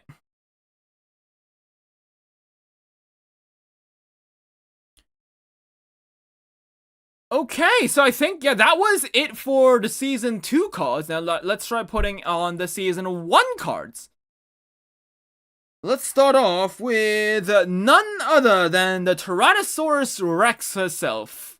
7 mana, 4 red, 3 colorless. On summon, destroy your opponent's dinosaurs with attack 3 or lower. That means I can get rid of a lot of decent defenders, but not Stegosaurs. But it has 5 attacks, so it can threaten Stegosaurs too. So, yeah, I mean, it's kind of expensive. I do think it's a downgrade compared to the Fire Spino, I think. There's a lot of better cards you could be putting out. But removal is removal. At the end of the day, I think we're probably going to put it over here. And besides, you don't discard to remove, you just get to remove it for free. So there's also that. Right, Baryonyx, 5 mana, 4/5. Mana value wise, not bad. So when it appears, you can tap one of your own lands, and this guy can get surprise attack, ambush, which means it can attack other dinosaurs the turn it summons. So it can't attack your player, but it can attack other things. Which isn't that good, unfortunately, because its only attack is 4. And since you can't really cheat, prevent your, like, taunt your opponents into blocking this with your defenders, because, well, if you're gonna swing this guy to your face, then the opponent, like, can just choose not to block with it. Like, on your turn, after the turn it's got summoning sickness. So, and on the turn it's summoned, you can also just, well, it's got 4 attack, which actually can't get over a lot of the problematic dinosaurs. So, yeah, that it's not like a guy where you can swing out with a small guy, like, bait your opponent to block you with your dino, then summon this guy and just kill it. That doesn't work like that, because its attack is only 4. So, I mean, 4 is good, but most blockers have more than 4 attack, and since you can't choose to attack the opponent, the blockers don't need to, like, to redirect the attack to themselves. Yeah, that's Baryonyx. It's, like, it sounds good, but it gets meh if you play the game a bit. So, like, you'll see why this guy's kind of mid. I think we're gonna probably put it in a D tier.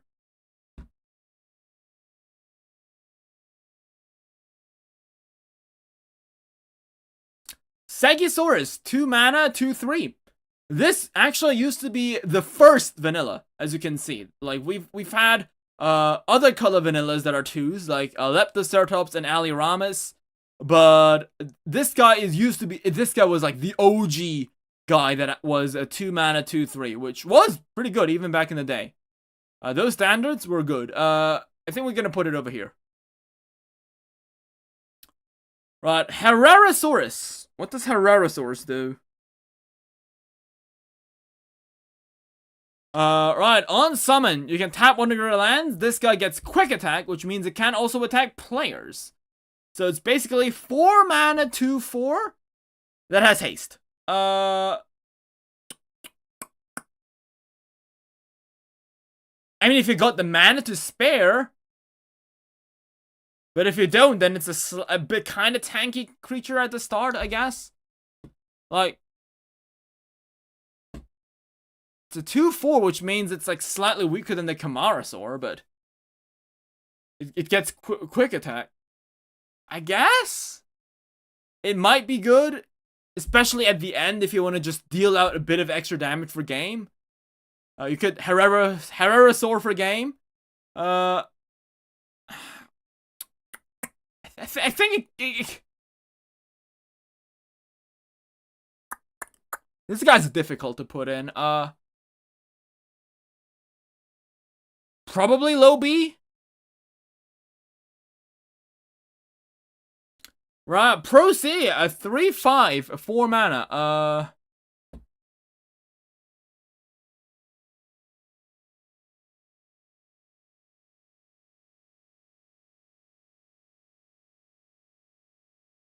Weren't you for already a 5 mana? No, you're 5 mana. Alright, so 4 mana, 3/5. I mean, if you're gonna, like, here's the problem though. If you're gonna use an extra mana to summon out Pro C, you could have just summoned out Carnivores. It's a 3/4, so it has the exact same attack. There's no reason to go an extra, like, the extra health really does not matter, especially if it's over 4, right, I think. There aren't that many dinosaurs that are actively threatening you with an attack stat of 4. Maybe like Spino, but then again, Spino's more incentivized to attack dinosaurs that aren't tapped because its ability allows you to attack dinosaurs that aren't tapped. So, yeah, I think Ceratosaurus, usually I'd say Vanillus. I would put Vanillus decently high, but there's no reason to play this guy over Camarasaurus, I think. Probably, over here. Like, it's better than, like, a Homalocephale, right?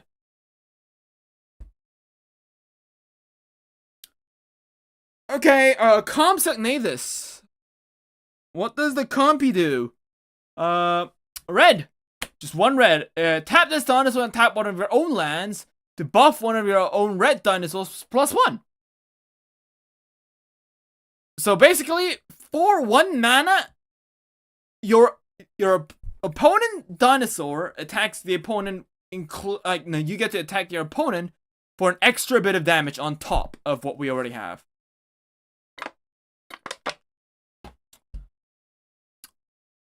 That's not bad, actually. That's not a bad card. Especially considering that 1/1s have this annoying issue with being easily killed by excavation. So, yeah, instead of having it take the risk of going into the battle, you can just give one of your own dinosaurs the buff for the compy. Yeah, I guess that is kind of cool though, because if you think about it, this is kind of like in Jurassic Park. I think, at least in the novel. In the novel, they were pro-Compsognathus, but not Compsognathus. They were pro-compies. But anyways, those guys actually spread diseases throughout the park by eating the dinosaur's poop. So in this case, I guess that's kind of the compies infecting the other dinos, so making them stronger, I guess, for some reason. I don't know, something chaos theory, I guess, but its ability is kind of eh. But then again, if you think about it hard enough, for red swarming strategies, this guy's amazing, because that's basically a 1/1 on addition. Like, it's basically it getting quick attack. Because, well, you move the same amount of power onto a different creature. So, yeah, for swarming strategies, potentially. So, Mitzi. 4 mana, 3/4, Metriacanthosaurus. So, basically, Camarasaurus has been a bit more expensive. But hey, it's got Pierce. I mean, it's alright. I wouldn't say it's a solid card. I do think there are better choices if you want to play red.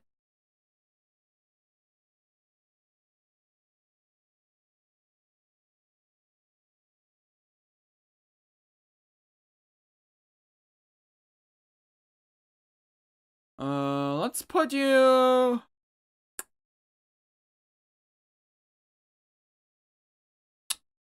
over here. That's good. Above Edmontosaurus.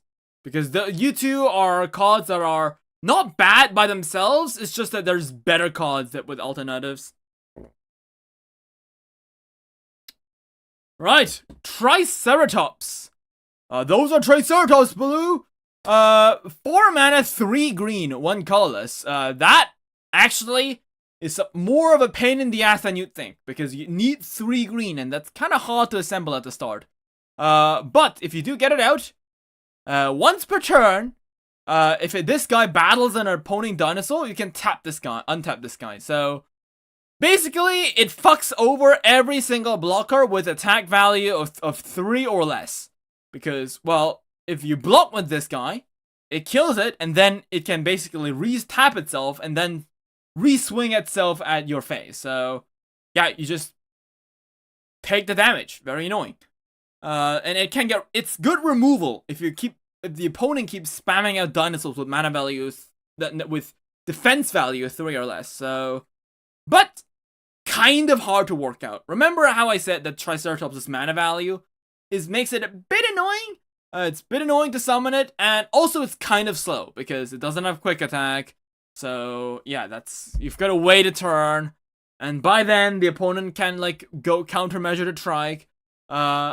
Slightly less annoying, like less threatening than the female trike, which is very ironic because I remember saying at the start, the female trike probably being weaker than the red one, than the male one, I guess.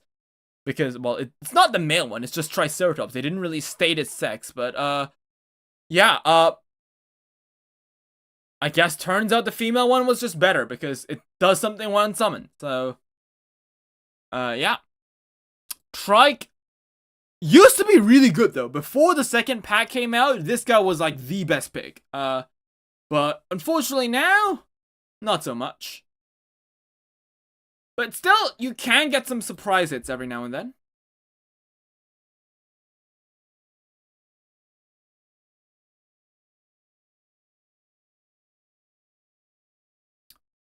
Brachiosaurus. Okay, it's a 6 mana 5/6. And once again, it's basically the same stat line and mana value as the Iguanodon, which is a 5/6 as well.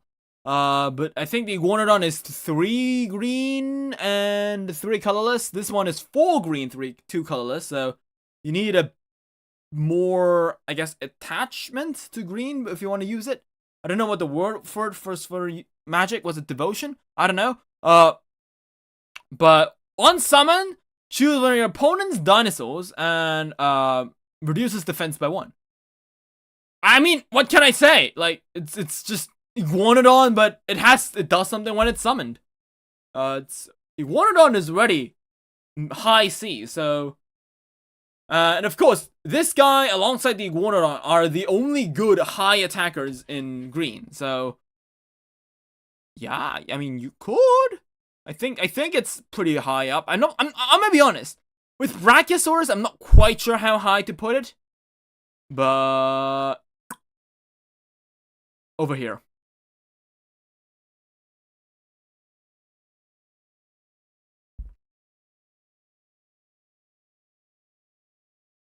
Right, next, Parasaurolophus, 3/4 vanilla. Yeah, your 3/4 vanillas.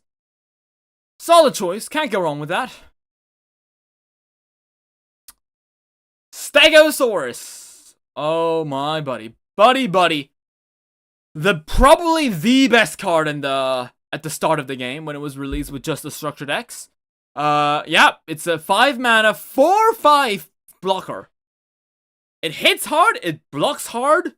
Yeah, and it's usually an insane threat if your opponent slams one of these bad boys down. You know you're in for a miserable time. Yeah, it's probably like high A.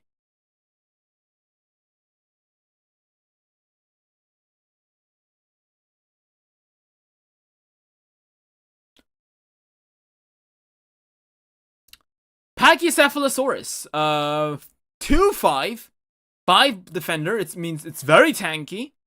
Yeah, very tanky blocker, but it's only a 2, so be careful when you're attacking. So it's good if you're blocking, bad if you're attacker. So yeah, I guess we'll put you.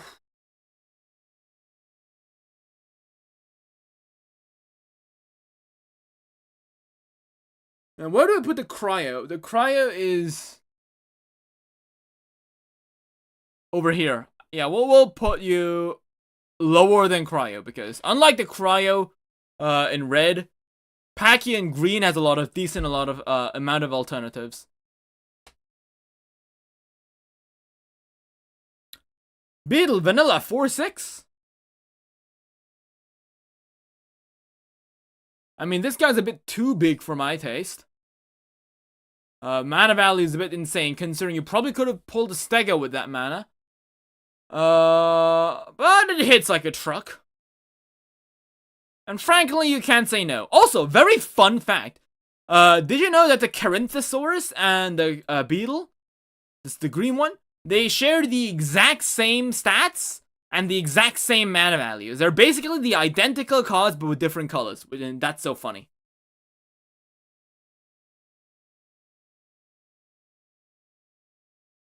Right, T-Rex Vibration. When the opponent attacks, tap one red, one colorless, and reduce the opponent's attack by 1. So basically, you get to do the excavation 1 turn early. Okay. And you can discard a card from your hand and destroy one of your opponent dinosaurs with an attack of 2 or lower. Good if you want to take down, like, blockers. But if you don't want to take down blockers, then the card probably won't be of use to you. It's not even a -1, so there might be even cases where this guy doesn't even trigger to begin with. Right, where's the goats? It increases when it attacks one of your dinosaurs by 1. So, sure, +1. And excavation, -1. Honestly, though, I can vibe with this.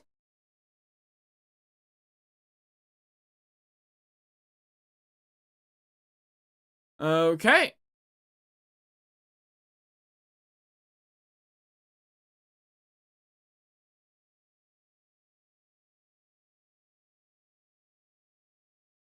Right. Objects in mirror are closer than they appear. Destroy one of your opponent's dinosaurs with attacks 3 or lower. Great removal. And when it's triggered, well, -1 attack. Solid choice. Bit expensive, but if you have the mana, you can get that's great removal for a lot of decks.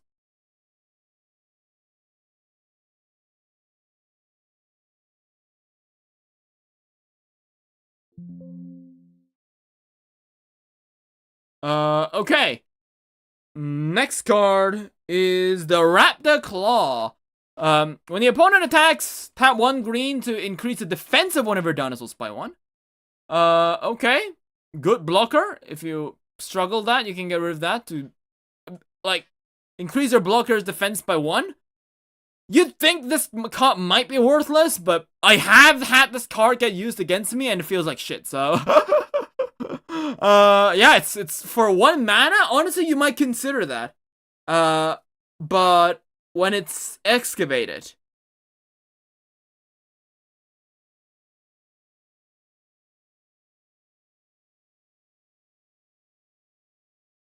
tap one of your opponent's dinosaurs with a mana value 3 or less.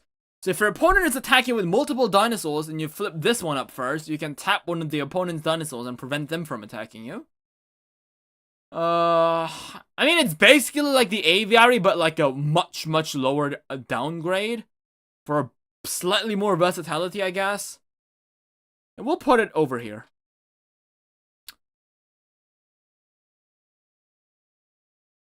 Right, Sick Trike, tap one of your opponent's dinosaurs with mana value, 4 or less. Okay.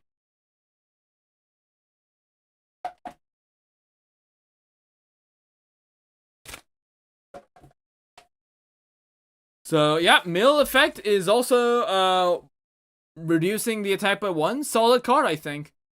We'll put it up here. Right. Okay, and let's go on to the next card. The one and only. I mean, not really one and only, considering we've got other options, but still. The Lophosaurus. 2, 1 purple, 1 colorless. Attack 1. And yeah, it's got Death Touch. So yeah, you can charge into it and take a dinosaur alongside it. So pretty good, I'd say. But you do require a lot of strategy, because remember, this guy doesn't have Death Touch. Dennis Nedry does alleviate some of it, but still you gotta wait until next turn.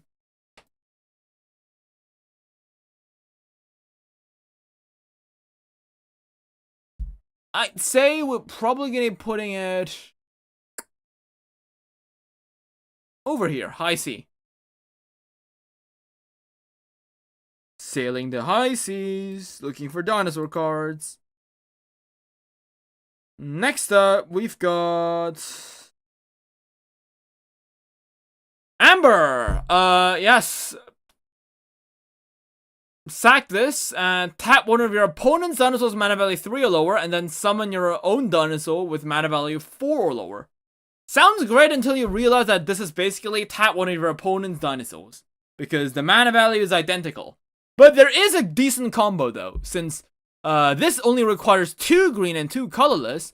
What people used to do before we got the new pack is that they would use this card, tap this, sack one of your opponent's dinosaurs, and summon out their Triceratops. The OG one, because that guy has a mana value of 4, but it requires you to have 3 green. So with that, you'll be able to kind of cheat Triceratops out a turn earlier than expected, and start swinging with it. But, well, we'll have to see where that goes.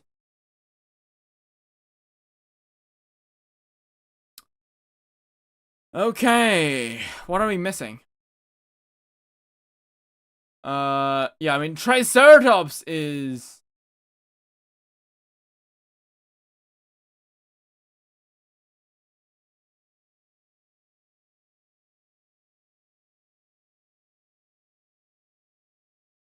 Where's the trunk? Where did I put it? Over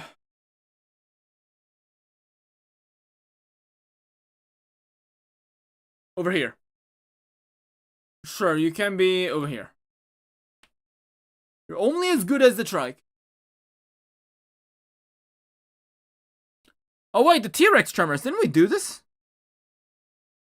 Did I like not rank this card? I might have. Yeah, tap, destroy a dino with mana value 2 or lower when it's milled. As I've said, decently versatile, but wouldn't really expect it to hit anything. It's good block removal, though. And block removal is kind of hard to come by, so you've kind of got to take what you see.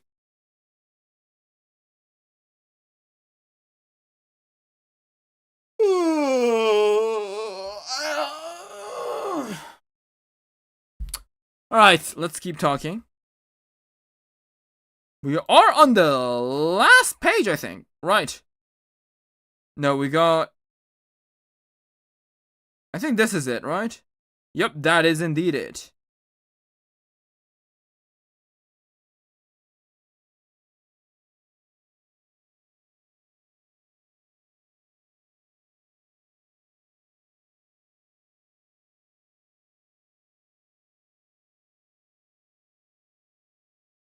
Alright. Okay. Right, Dr. Ellie Sadler. Wait, hold up. I gotta translate this again. Where the hell did that get reset? Right, there we go. Thank God Google exists. Otherwise I wouldn't be able to do this. Right, sack this and choose one of your red dinosaurs, and it gets ambush, which means it can attack other dinosaurs. Great if there was a red dinosaur with Death Touch, which we unfortunately don't have yet. So I mean, it's good if you want to use them the Rex, but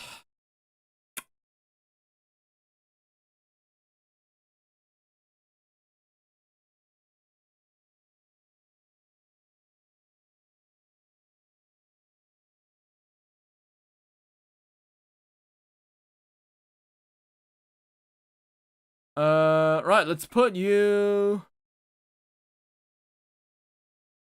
I mean, I think it's lower than Dr. Wu. Right. Next up is John Hammond. Right. Sack this character, draw a card, and take 2 damage. I don't know why you need to take 2 damage for 1 card that you don't even know what it is, considering that Fossil Dig does that for 2 blue mana instead of 2 red. But, I mean, card draw is card draw. I mean, 2 damage isn't that much in the grand scheme of things. It's just 1/10 of your health. Well, now that I say it that way, that does sound like a lot, but still. I'd say it will put it on high C. Like, people use it because it's usually like the 3rd red character, and you do sometimes use it if your hand is like really bricked up. But most of the times you won't even use it. It's just there because it's like the only character that you can technically use. Right, Dr. Sarah Harding. At the end of your turn, sack this character. Choose on your tapped out green dinosaurs with attack 4 or greater. So yeah, basically, she's riling up the Stegosaurs. Because Stegosaurs are a green dinosaur with attack value of 4 or higher. So, yeah, that's what I call flavor. Very rare to see in this game, ironically enough. So I guess yeah, you are a very solid choice, actually. I'll put it right over here.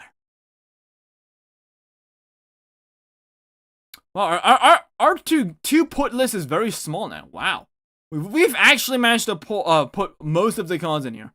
That's kind of amazing. Right. Next card, Spinosaurus. 3 purple, 2 colorless. On summon, discard a card, destroy a dinosaur with mana value 3 or less.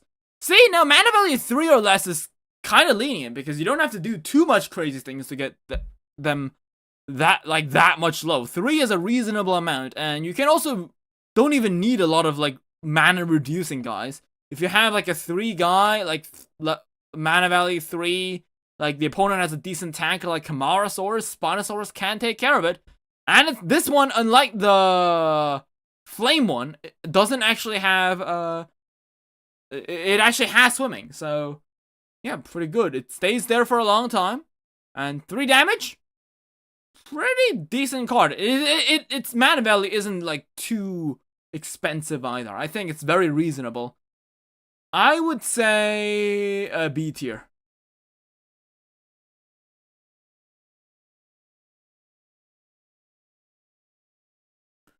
Right. Velociraptor. When knocked down, your opponent discards a card. This guy used to be, like, really meh at the start. But now we know that you need a lot of discards to like, satisfy the triggers of your Lambeosaurs and, like, your beetles and stuff. So, yeah. Trying to put your sacking a raptor and forcing your opponent to discard is kind of crazy. So, yeah, I think the Velociraptor is... Wait, where's the Velociraptor?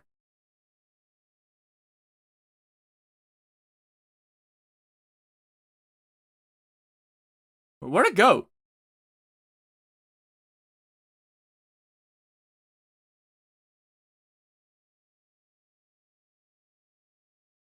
Did I already place it? Was I dozing off?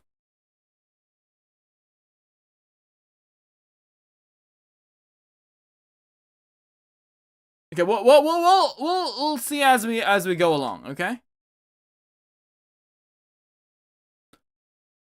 Right, Allosaurus, 5 mana, yeah, 5 mana, 4/6. Too expensive, I'd say. Like, if you're gonna spend 5 mana on a vanilla, I don't know. I'd say 5 mana vanillas are a bit too expensive. So, yeah, down the hatch you go, right between, between the Lamosaurus and the beetle. Right, Ceratosaurus. Very funny how Ceratosaurus and Allosaurus have the identical attack values, despite an RRL Allosaurus being a lot bigger and stronger than Ceratosaurus. But anyways, 5 mana, 3 purple, 2 colorless, on summon. Choose on your opponent dinosaurs with mana value 1 or less, destroy it.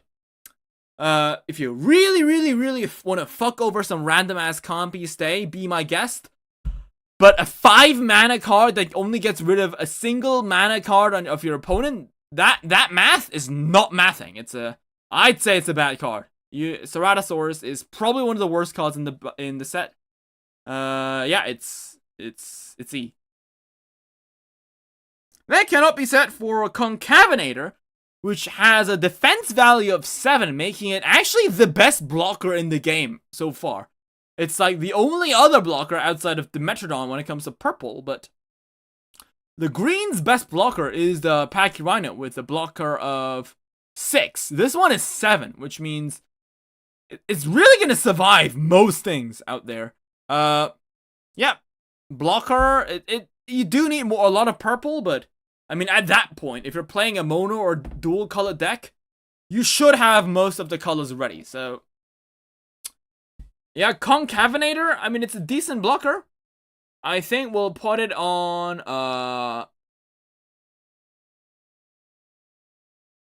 high A. I mean, low A. Low A is good, right? Carnivores, 4 mana, 3/5. 3/5?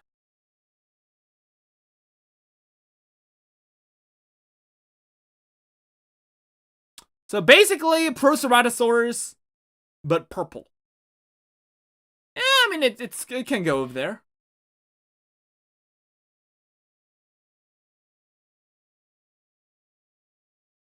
You know what? No, Edmontosaurus is up there, so it kind of makes sense for these guys to be up there as well, right? Yeah. Right, I don't know why I got 2 Pteranodons. Did I mistaken one of the images of Velociraptor with that of the Pteranodon? Is that why? Was I that stupid? Really? Huh. Right, so we got Pteranodon from the JP3 movie. Right, when summoned, one of your dinosaurs' attack increases by +1. Great for attack buffing and swinging.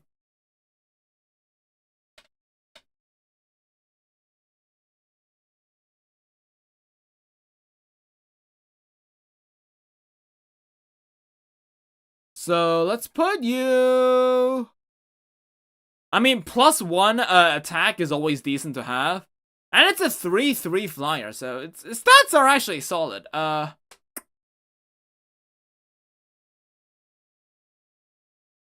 You know what? I'll put you over here. I think that's a good place. Okay, next card is the Pteranodon from JP2. Alright, on summon, draw a card. Yeah, this guy used to be a really good card at the start, but now it's been kind of been thrown out in favor of the Ichthyosaurs, which for 1 less damage does its ability twice as good better. So yeah, you've kind of been replaced already, which is kind of sad, but I guess then again, some insane guy just might play both. So yeah, there you go.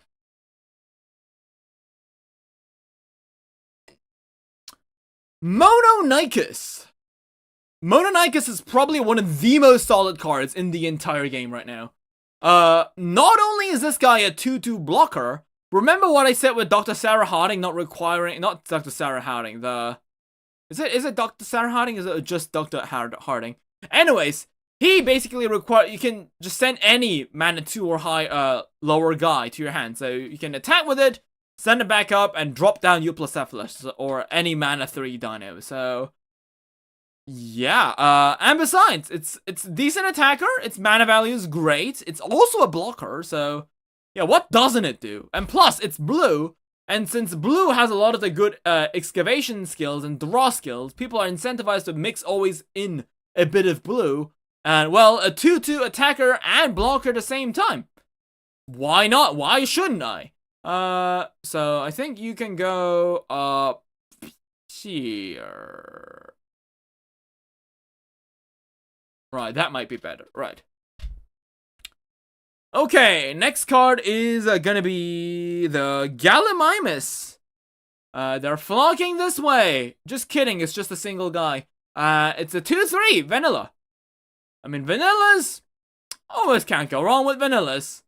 Right, why is Stegosaurus so low? Was there a reason to put him that low? Right, there you go. All the 2/2s are here. The only 2/2 that we don't have, now that I see, is the purple. Purple doesn't, purple is the Aliramus. No, we have all 2/2s from all colors. Green is Lepto, red is Siggy, purple is Alio, and blue is Gallimimus.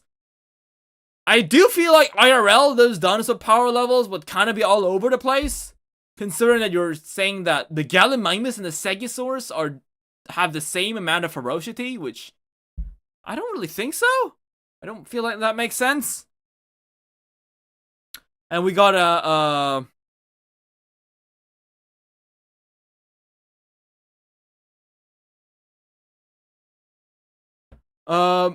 right, Microceratops, 3 vanilla. Why not? Why not? Sure, let's put it up there alongside the other vanillas. Can't go wrong with the vanillas, especially if there are 3s. I think 3s and 2 vanillas are usually like the best vanillas to run. More than that, and they kind of become worthless because you'd rather just summon a better guy that has an effect. But 2s and 3s, solid. Dimorphodon, when defeated, return one of your opponent's dinosaurs with a mana value of 2 or less. Good for getting rid of those pesky compies, but it also has a decent combo alongside Giganotosaurus because you can sack a Dimorphodon for its effect. Yeah. Mid-C. Just solid middle C. Right. Jurassic Park 8. Continues spell. Right, sack this and choose one of your opponent's dinosaurs and the mana value reduced by 2. So, great for a combo with Spino. That way you'll be able to get rid of something that's mana value 8.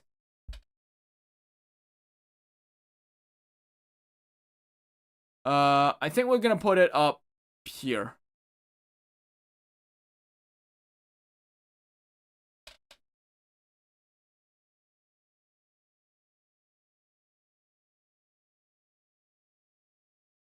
Right, we got the flare. I do find it very funny how it's literally translated to fire stick. Yes, fire stick indeed. Well, anyways, when the opponent attacks, tap 2, reduce its attack by 1. I mean, if you really want to spare that extra mana, you can do that. When it's milled, destroy one of your opponent's dinosaurs with mana value 2 or less. The problem with this card is the fact that you can't really lower the mana value of opponent's dinosaurs without, like, you can't do it on their turn as they are attacking. So you can only really get rid of smaller dinosaurs. I guess the best thing you could kill might be, like, a Mononicus, but, like, that's about it. So, yeah, I think this card isn't that good. Probably D.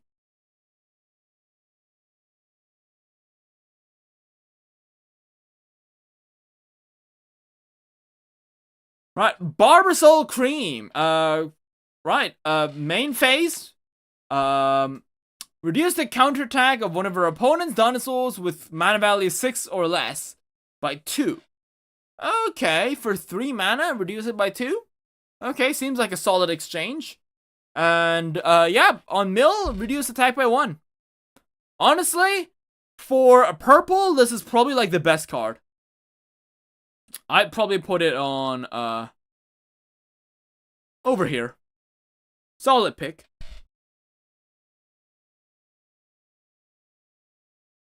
Okay. Night vision goggles. Tap one blue and check the top 3 cards and put them in any order, top or bottom. Here's the thing though. Unlike the hat, you don't draw a card afterwards. So, yeah, you gotta take that into consideration. I'd say now it has highly fallen off favor. But it used to be really good. But now, kinda meh. I think we're gonna still put you in, like, bottom C.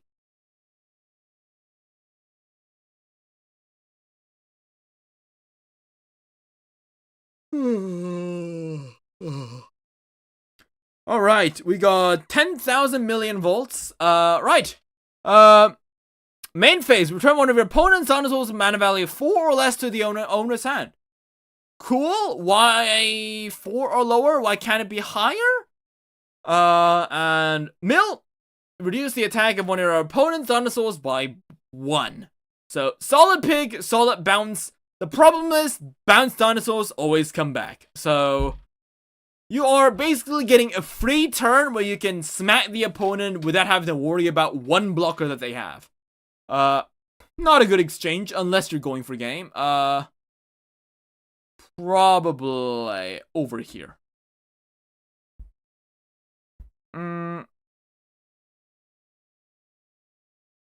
Okay, Electric Shock.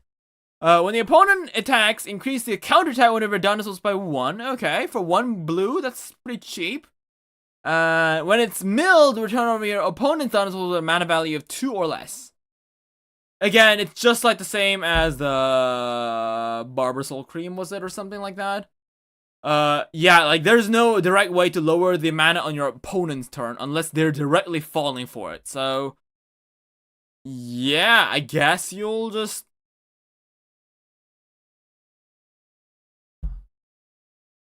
I'll put it... solid. Solid C.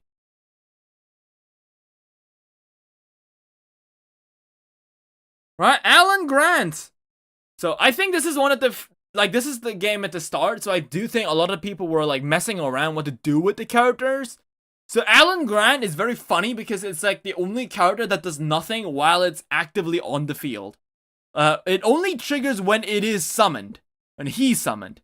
It reduces the opponent's mana value by 1. Only for this turn. So, yeah. Just like every single other, like, card, like, I'd rather have something that triggers when it's activated, so... I mean, mana value lowering is good, but then again, it's a combo piece, and you have to use it that turn. So you can't sack it and reduce the mana value by 1. So, yeah, so you have to do this as you're going along. So, probably... You know what? You can be... Yeah, well, you'll be D. Robert Muldoon! Used to be a card that people said it was kind of meh. I mean, or at best, alright. Turns out, you can, yeah... That back in the day, having card numbers wasn't that big of a deal. Now it is. Because of all those dinosaurs that require discards, like the beetle and the Saurolophus. Not Saurolophus, the Lambeosaurs. So, yeah, now? Kind of a sleeper pick. It's alright. I think we'll put it, like, above Hammond, I think. He's better than that.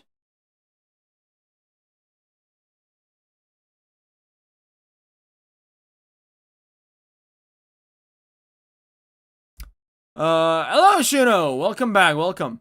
We've almost finished rating the cards. Actually, we are on our last card. Alright. So, the last card that we are going to be reviewing is the...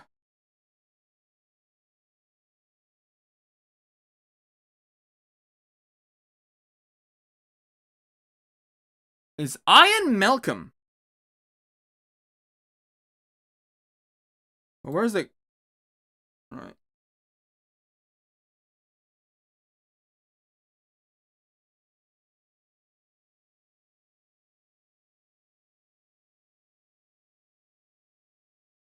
There. Right. Ian Malcolm. Let's just do that. Right. I don't know why he says he's a mathematician. Isn't Ian Malcolm a chaotician? I know that's kind of like mathematician, but I feel like them saying chaotician would have fit a lot more better in flavor. It's not like the game as like the franchise has any other mathematicians running around. But I love his effect. So it's basically chaos incarnate. Yeah. Trash this card and then discard your entire hand. Like, discard all your cards in your hand to the deck and then draw the same amount plus 1. So if you got a bunch of like sacky cards like the Aviary or Test Amphibian in your hands, you can just basically recycle your hand, trying to draw into a hand that has less just sitting cards. So yeah, that's honestly, if you don't have a color to use in your deck, you don't know what to put, just put Malcolm. He doesn't always come up. He always comes up when you're really desperate. but still, he's solid. He's very solid, I'd say. So, yeah. And I think that is it. So, this is the tier list. I think, Lambeosaurus, Beetle, Fossil Dig, and the T-Rex are S-tier dinos. A-tier dinosaurs are, at least let's talk about the main ones at least, is Spinosaurus, Euplocephalus, Mononychus, Ichthyosaurus, Stegosaurus, and a lot of the excavation-triggered 2-4s. B-class are mid-tier hitters like the 2 Mana Value 2 dinosaurs like Stegosaurus, Leptoceratops, Alioramus, and some Mana Value 3s like Camarasaurus. We got some occasional good dinosaurs there like the Pachycephalosaurus and the Spino. C-tier are dinosaurs that you kind of don't want to see too much. Like, they aren't like that good, but they do have its uses. Most of the bigger vanillas go there. D-tier are dinosaurs that I think are bad right now, but given the chance they could be useful. A good example of that would be Irritator. I guess the dinosaur swarmers, the small red ones, like the Trudon, the Styracosaurus, the Quillium. And honestly, I doubt the dinosaurs from E tier and F tier are salvageable, but, well, game, make use of them, what can I say? Right, so, in general, we'd have to tally the points and kind of see what dinosaur has the most colors. So, green has 2 S tiers, and we've got 1, 2, 3, 4, 5, 6, 7, 8. We got 8 in A. Blue has 1 in S and 1, 2, 3 in A. Purple has 1 in S and has 1 other in A, right? And red has 0 in S, but they've got 1, 2, 3, 4, 5, 6. No, yeah, they got 6 in A, but purple doesn't have 2. It's got, what are you doing? You've got, this is a purple, so you got 1 S and 1, 2, 3, 4. We got 4 cards. So I do think green tends to have the most high quality colors, so I'll probably try to fit like blue green maybe? Blue green or blue purple, I guess. Purple's got a surprisingly high amount too, I'm noticing. So yeah guys, this is the complete tier list of every single card listed so far.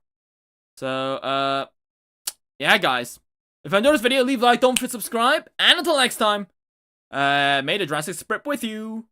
Bye bye. Oh boy, what a flippin' stinker today, guys.